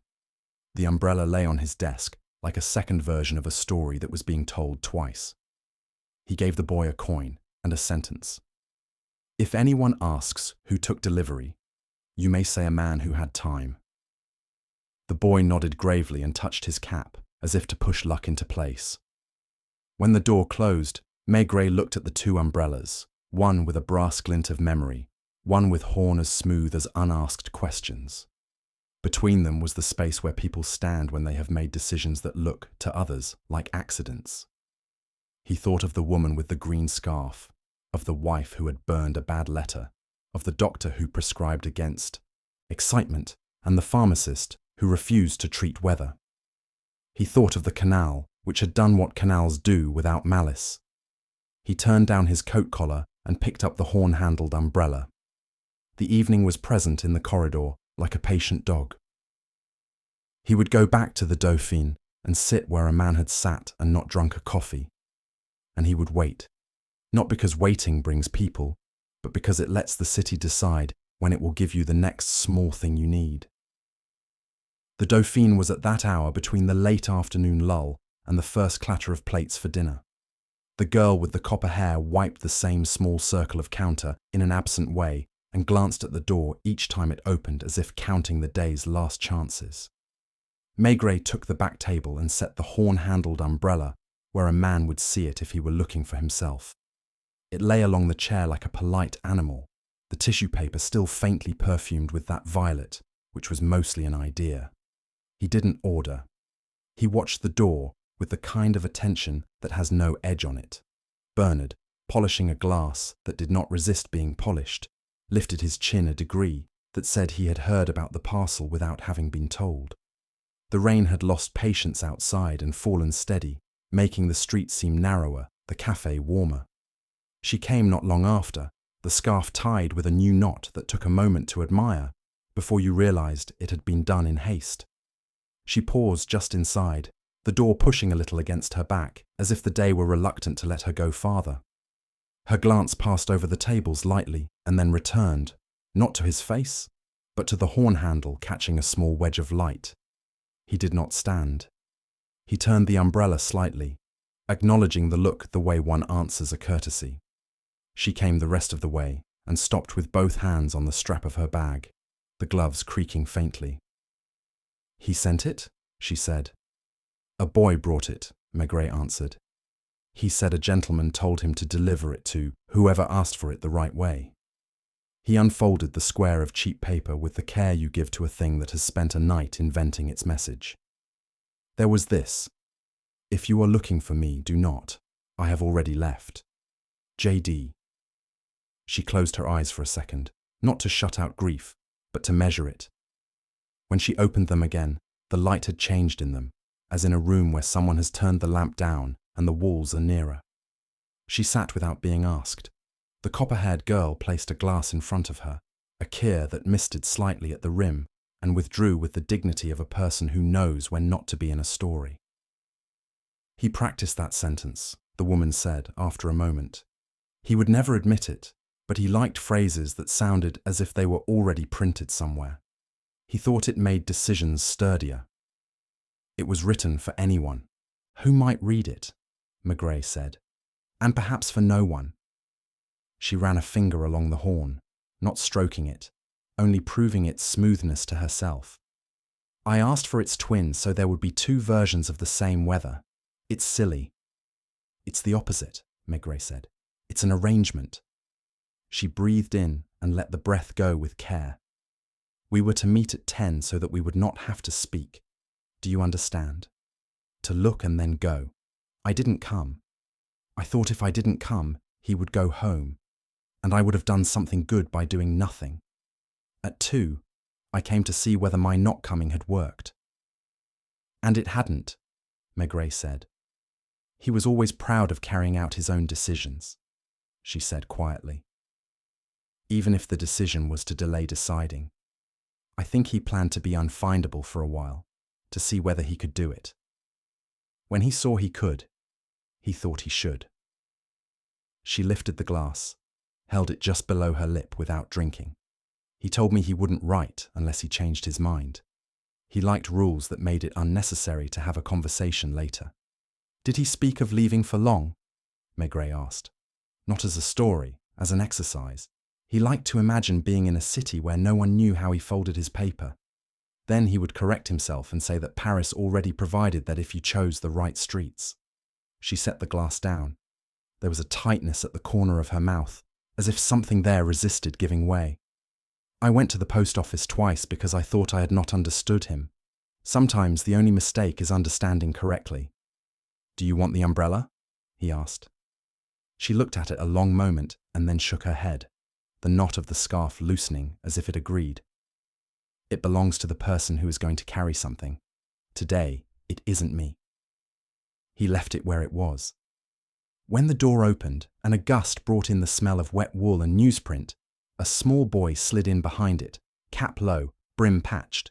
He discovered his courage only when he saw Maigret watching him without surprise.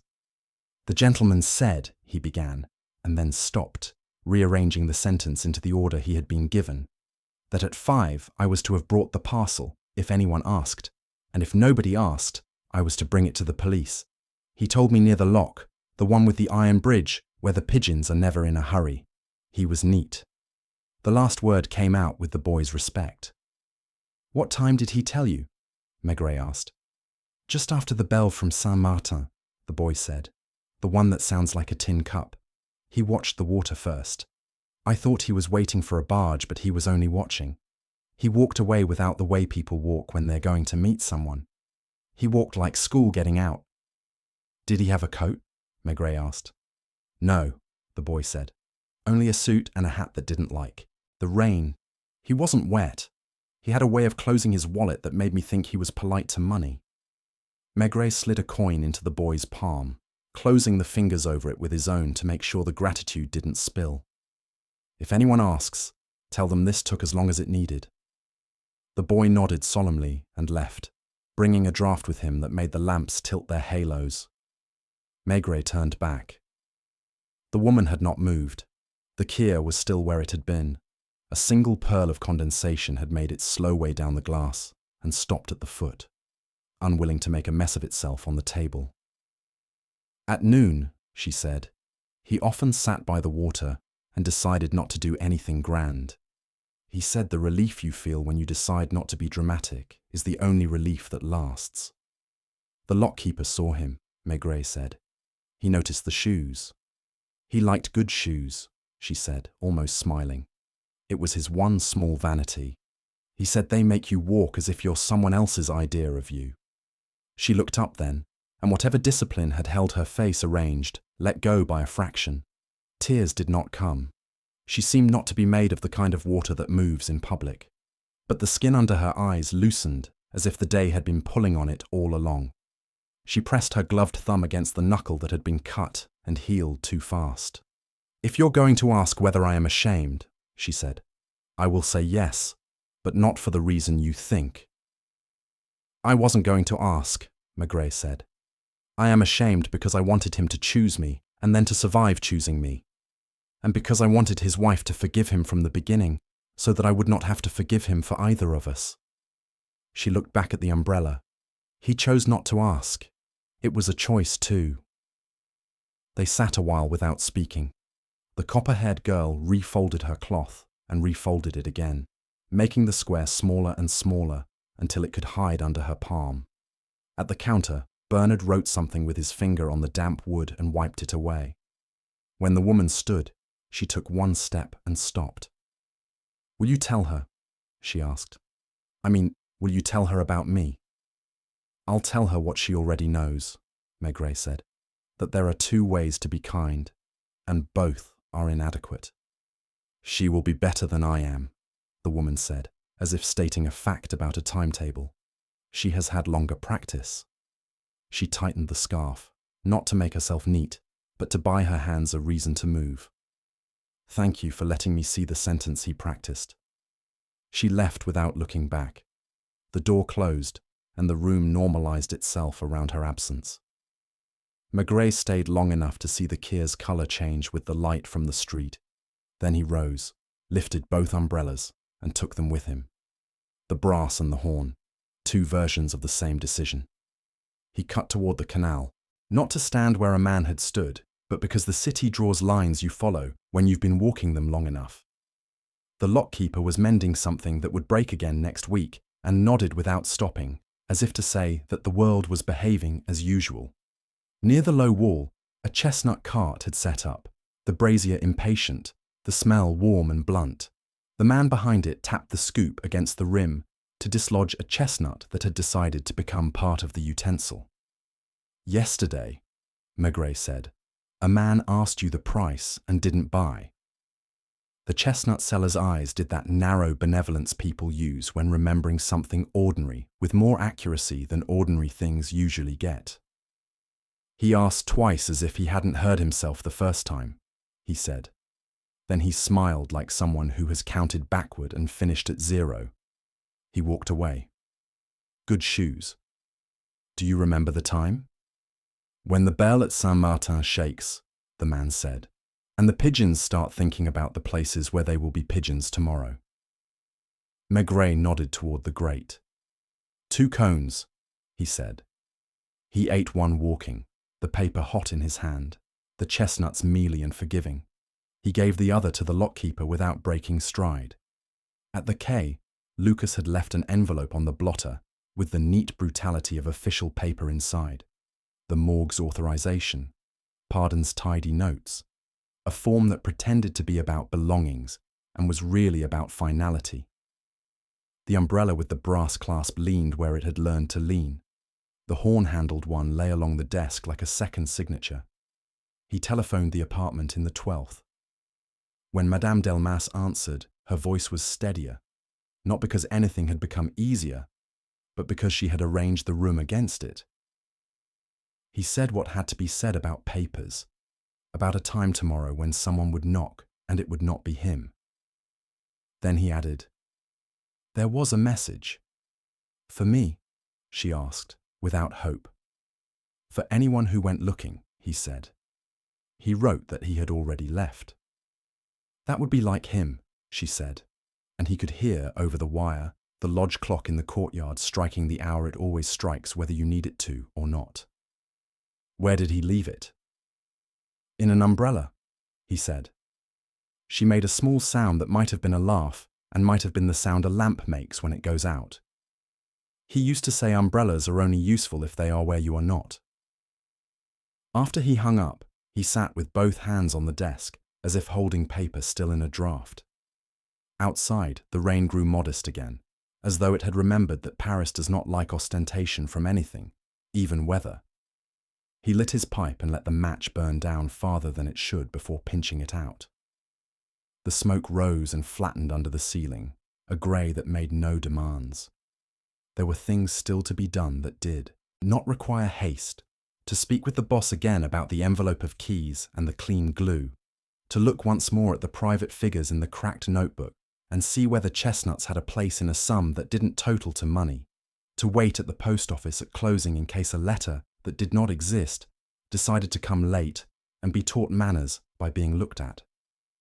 But for the first time since the waiter had said a man ordered coffee and never drank it, Maigret felt the case release its grip by a notch. It was not finished. It had only chosen its mode. There would be no villain here. There would be only people and the arrangements they made with themselves. An umbrella repaired and twinned, a coat abandoned on a tram, a coffee left to cool so that a habit could continue, a canal that gives back what it takes when it is time. He put the horn-handled umbrella under the desk and left the brass-clasped one by the wall. On the way out, he took neither. The rain had thinned to something like a thought, and he preferred to feel it on his face.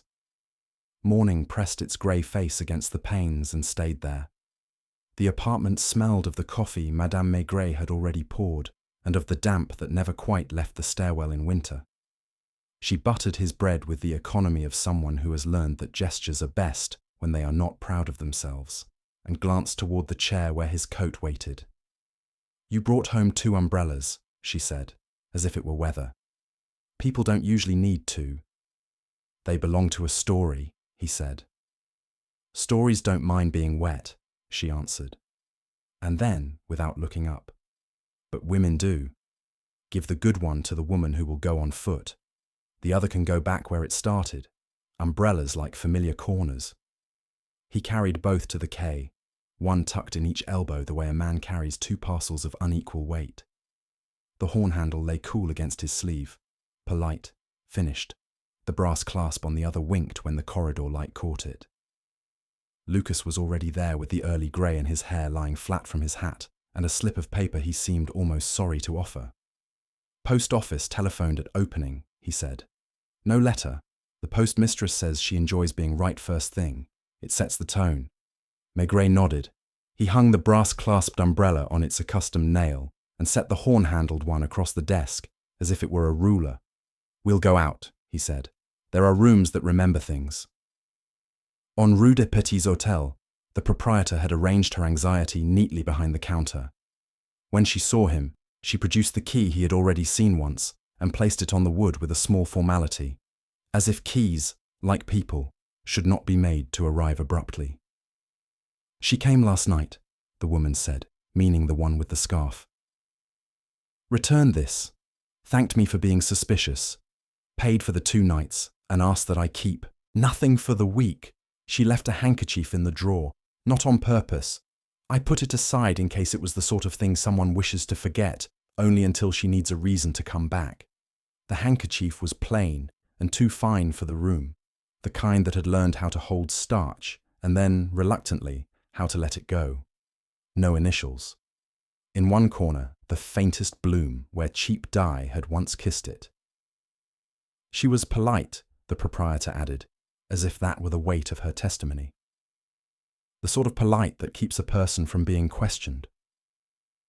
Did she ask for messages? She asked if anyone had asked. It is almost the same thing, but it is kinder to the person who has to answer. He stood in the room again a moment, because rooms keep a temperature the thermometer doesn't register. The bedspread had the smoothness of fabric that takes pride in being plain. On the table, the circle left by a glass had dried into the wood the way habits do. In the drawer, where the handkerchief had been, someone had smoothed the paper lining as if to leave behind no crease that might be traced. "Thank you," he said, and meant it in the broad way. Gratitude is meant when you are done asking, and the day agrees to let you go. Near the Gare de l'Est, the yard of the packing firm smelled of damp cord and cardboard. The boss waited with the leather notebook he had shown before, as if it had been sitting on his desk all night, rehearsing being handed over. "You can take it," he said, surrendering it the way a man gives over something that does not belong to him and which he has been careful not to use, even to steady a wobbly table. "I told myself I would not peak again. I succeeded only because there is nothing to be gained by failure." In the notebook, the tidy numbers had returned to their posts. At the back, a page had been folded on itself and then unfolded. The crack across the spine ran through it like a second thought. In a small, even hand as unemphatic as a clerk's breath, a list had been written and then crossed out, each item touched once with a pencil, and then lined through with a line so light the desire showed through it. Chestnuts, £1.20. Kir, £2.20. Umbrella, horn, deposit 5. Tram, 30p. Beside the last, a dot of graphite where the point had paused. He made himself small pleasures and then removed them, the boss said, over Maigret's shoulder, half apologizing for witnessing anything. He had a taste for rehearsals, Maigret said. He held the page in his fingers longer than was necessary, not to learn more, but to let the small, human economy of it sink in. On the way out, the boy from the shipping room stood in the doorway as if he had been put there by a rule. Monsieur Delmas had a way of saying good evening as if it were advice, he said without preface. Yesterday the tabac boy saved the paper and then threw it away when it got to be midnight. He said it felt like breaking a promise to nobody. At noon, the tabac had that dry heat places acquire where people go briefly for permission to stand still. The boy slid a bundle of evening papers into their place with the resigned energy of a routine that begins before appetite and lasts beyond it. He read the weather and left the crimes, the boy said right away. Lately, he didn't read even the weather. He just looked at the box on the front where they put tomorrow, and then he forgot to take it. He wiped his hand on his apron. I will save one tonight anyway. Back at the quay, the horn-handled umbrella lay in its insolent smoothness on the blotter. Maigret lifted it, turned it in his hands until the light went soft on its curve, and laid it down again. He telephoned Madame Delmas. The concierge answered first, because that was the way buildings behaved, and then surrendered the instrument with the ceremony of a guard changing. When the wife came on, the room breathed differently. "There are formalities," he said. "We can do them quietly." "I have already taken off my ring and put it nowhere," she said, "so that I will look for it every day and be surprised to find it was me who hid it." "There is something to return," he said, glancing at the umbrellas. "Two somethings, in fact." "I don't need any," she said. "I will use the one we had when we were newly married. It leaks. I like being rained on in places we bought ourselves." He waited, then said, because it needed a place to sit. "There was a woman. She helped him remember his drops. She did not trouble the world beyond its capacity." "I have a shape for her," she said, with no envy in it. "Tell her I will stand behind the pillar at the church, and if she stands at the other pillar, the priest will think the building has good symmetry. Tell her she need not cry on my account." He put down the receiver with the care appropriate to something that had carried more calmly than it needed to. In the corridor, the footsteps of men going to eat counted out a plain mercy. On Rue du Temple, Grelot looked as if he had been caught making a mistake and was eager for the punishment that would restore order. He slid the ledger forward with 2 fingers and tapped the line where the 5-franc deposit lay unmarked like a small, polite ghost. "Mark it now," Maigret said. "For whom?" "For Madame?" He left the name where names had been left all week, uninsisted upon. "For the book," Maigret said, and Grelot, relieved to have absolution in the form he understood, drew a careful line and wrote "sold" with a flourish too cheerful for the object at hand. He handed over nothing. The horn-handled umbrella was not his to give now. It had already been given to an absence.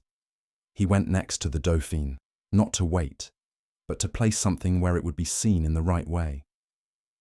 Bernard's eyes went at once to his hands. "Today?" he asked quietly.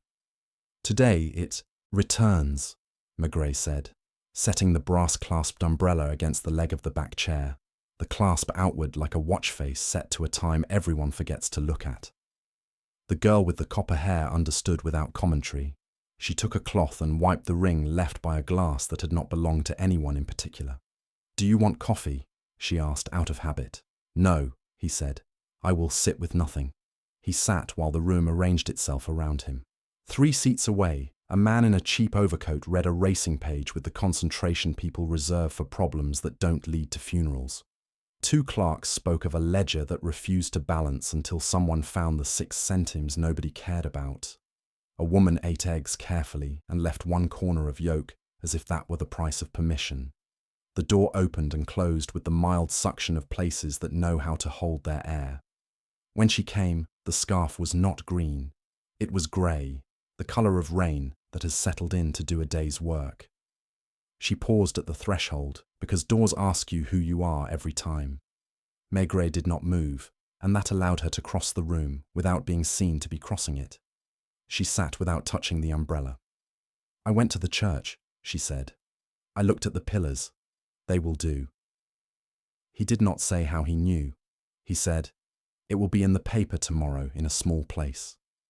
There will be a line for those who ask nothing and a line for those who ask little. There will be no lines for those who ask too much." She nodded, pressing her gloved fingertips together until the seams remembered their jobs. "Thank you," she said. "For what?" "For making me someone the city can carry." She looked at the brass clasp and then away. "Keep that one here," she said. "It belongs to the corner more than to any person." He left it when he went. Outside, the rain had become what it had been trying to be all morning, a patience that required coats and did not punish those who had none. He walked toward the canal because the day had that groove in it, and it was easier to follow than to cut a new one. The lock-keeper raised a hand without surprised interest. The chestnut man had his brazier going and counted out cones with the authority of someone who understands salvation within his means. At the low wall, Maigret stopped and leaned his weight into the stone. It gave back nothing. He lit his pipe and thought, not of causes, which are a comfort to people who like verbs with sharp edges, but of arrangements. A man with good shoes had walked the city for years with the dignity of small exactitudes. A blotter straightened when it mattered, a coin hidden under a ledger, a polite conversation with weather, a coffee ordered and not drunk to hold a place at a table so the rest of the room could make sense. He had decided to be seen correctly by not being seen at all, and when the decision had taken on its own momentum, he had stepped aside, and the water had done what water does. Men will call it what suits them: accident, despair, and the file will take one of those words because files are hungry, and the world cannot spare the time to argue with their appetite. He flicked the match and watched it die in the fine rain without ceremony. The city went on making its small noises that add up, a barge throat coughing in the lock, a bicycle bell that sounded like the only cheerful instrument left, a bus sending up its thin hiss of complaint at a corner.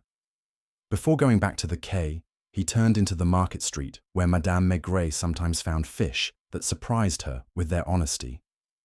He bought nothing. He let the smells pass him.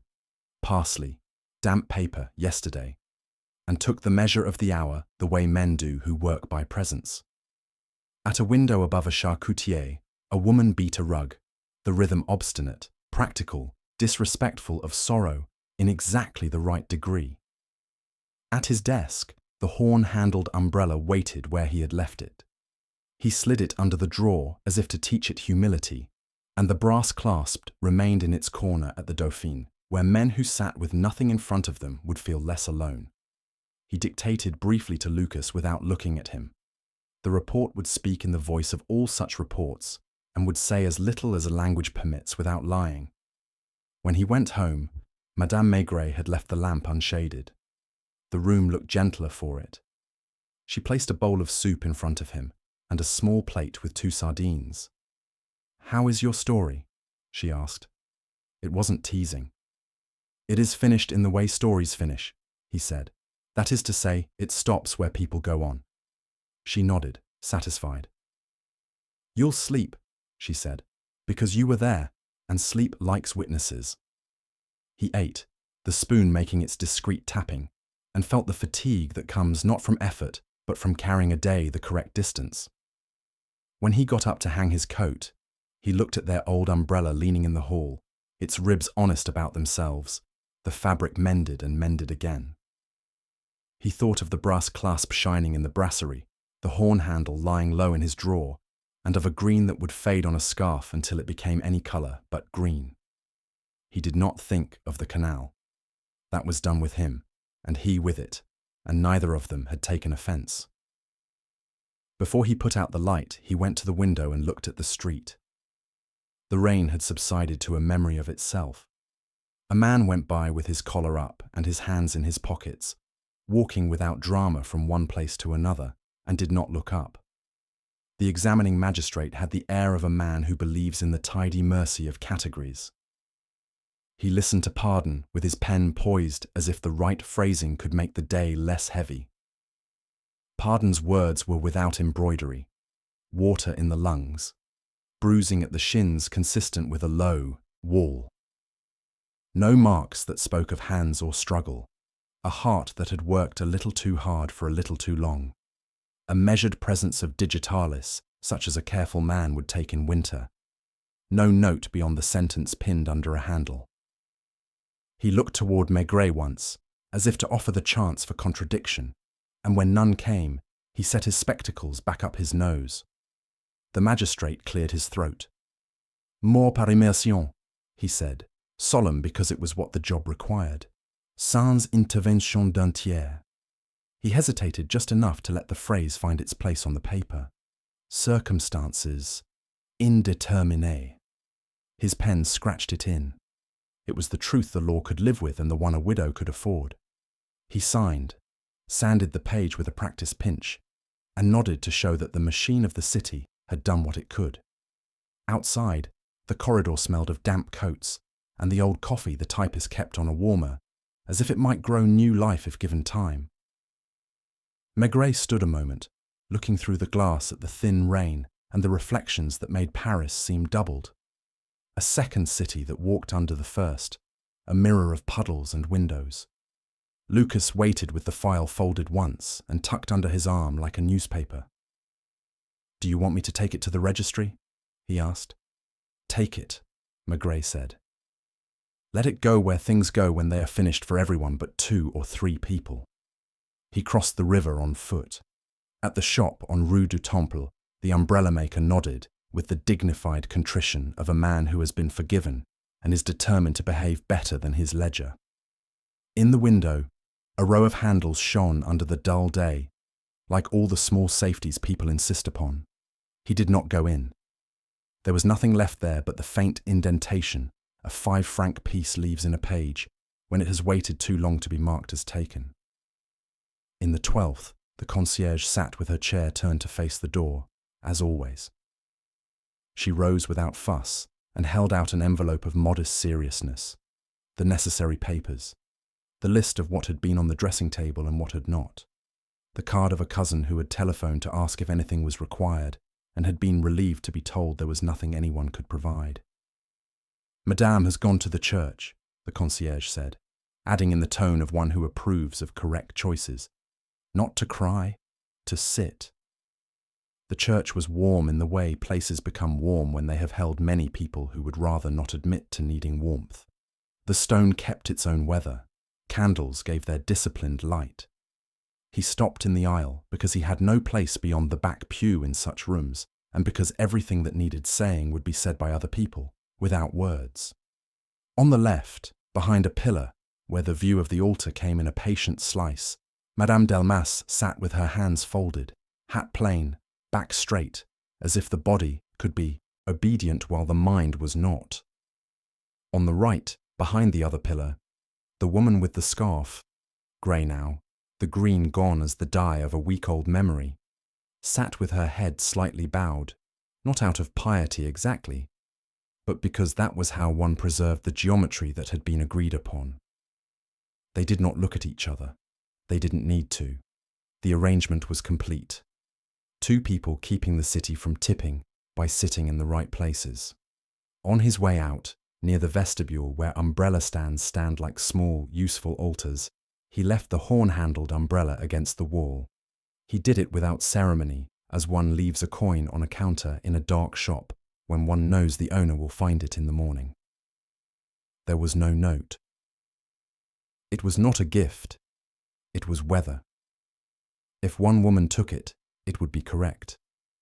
If neither did, it would lean until someone who needed to carry something carried it. He lunched without appetite at a small place that smelled faintly of boiled ham and celery, the sort of room to which grief does not come because grief does not like lino, and the way the doorbell insists on announcing every person who has nowhere better to eat. He read the paper without seeing it, except for the box on the front where they printed tomorrow. His pipe tasted of last night. He did not relight it. In the afternoon he went back to the firm near the Gare de l'Est. The boss had already put the small leather notebook away, as one puts away a photograph that someone has decided not to keep. He stood a moment beside Delmas's desk, letting the neatness of it instruct him. The pencils sharpened at both ends, the blotter square when it was always crooked unless he wanted someone to notice, the drawer with a packet of old tickets, tram, cinema, a chestnut cone with its faint greasy transparency left inside like a pressed flower. On the blotter, a faint, almost invisible line where a coin had once been hidden under the ledger. Small confidences with himself. A man rehearsing leaving by making arrangements modest enough not to be noticed until they had done their work. He left as quietly as he had come. By habit rather than design, his feet took him toward La Villette. The sky lay low, the water kept its face, and the ironwork of the bridges looked like the ribs of some patient animal that had decided to sleep through a season. The lock-keeper raised a hand with the grave friendliness that men keep for those whom the canal has obliged to visit more than once. The chestnut man had his brazier going and scooped with that air of blunt decency, which is a profession of sorts. Yesterday, the man said, unasked, because people who spend their lives at corners notice the days when corners have meaning. I saw the lady with the grey scarf walk past and not look at the water even once.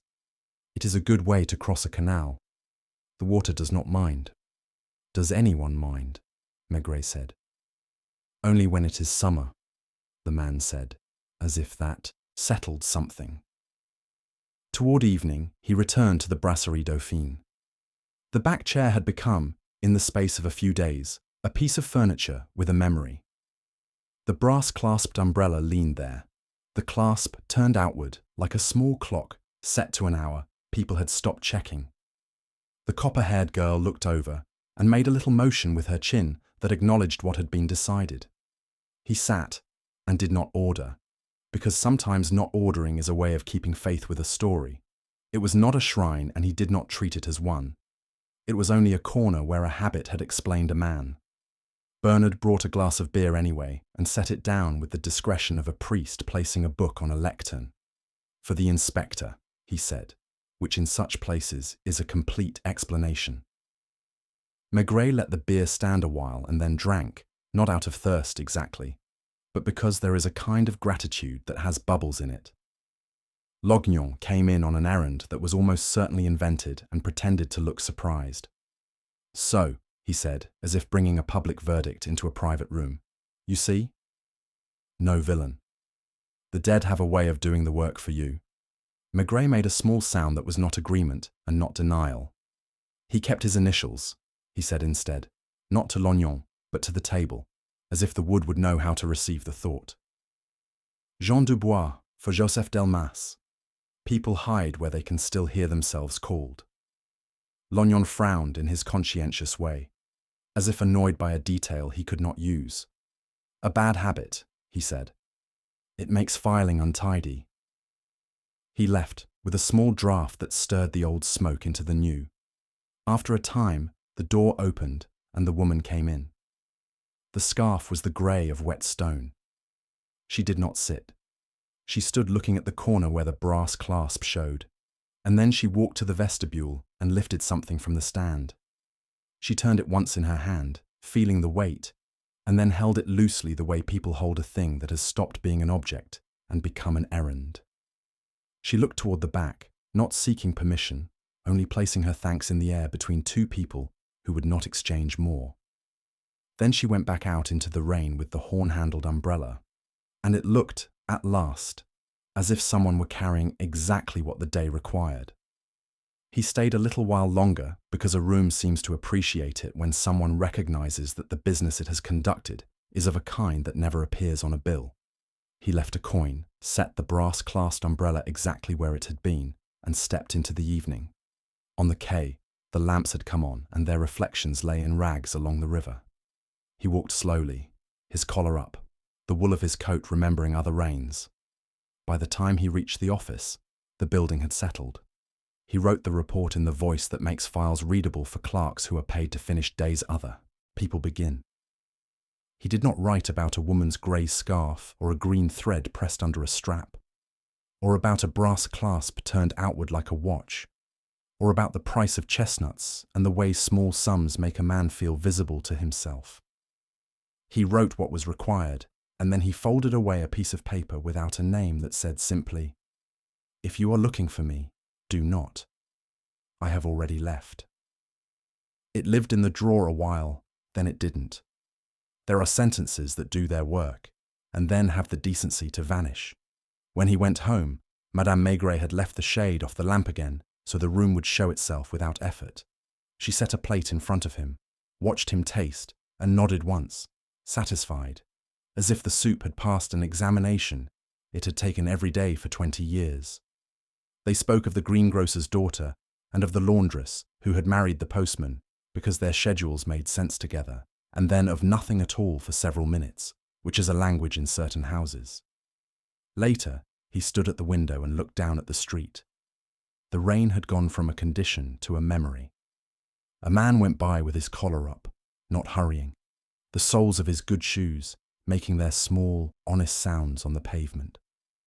Maigret watched him until he turned the corner and was gone. He lit his pipe, and the first draw came with that reluctant sweetness tobacco has when it is comfortable after a wet day. He did not think of the canal. The canal had finished with him. He thought instead of a chair in a brasserie, of a coffee that would always be ordered and never drunk, of 2 umbrellas, one to keep a corner company, one to keep a woman dry, and of how the city, which never promises, sometimes remembers to be kind.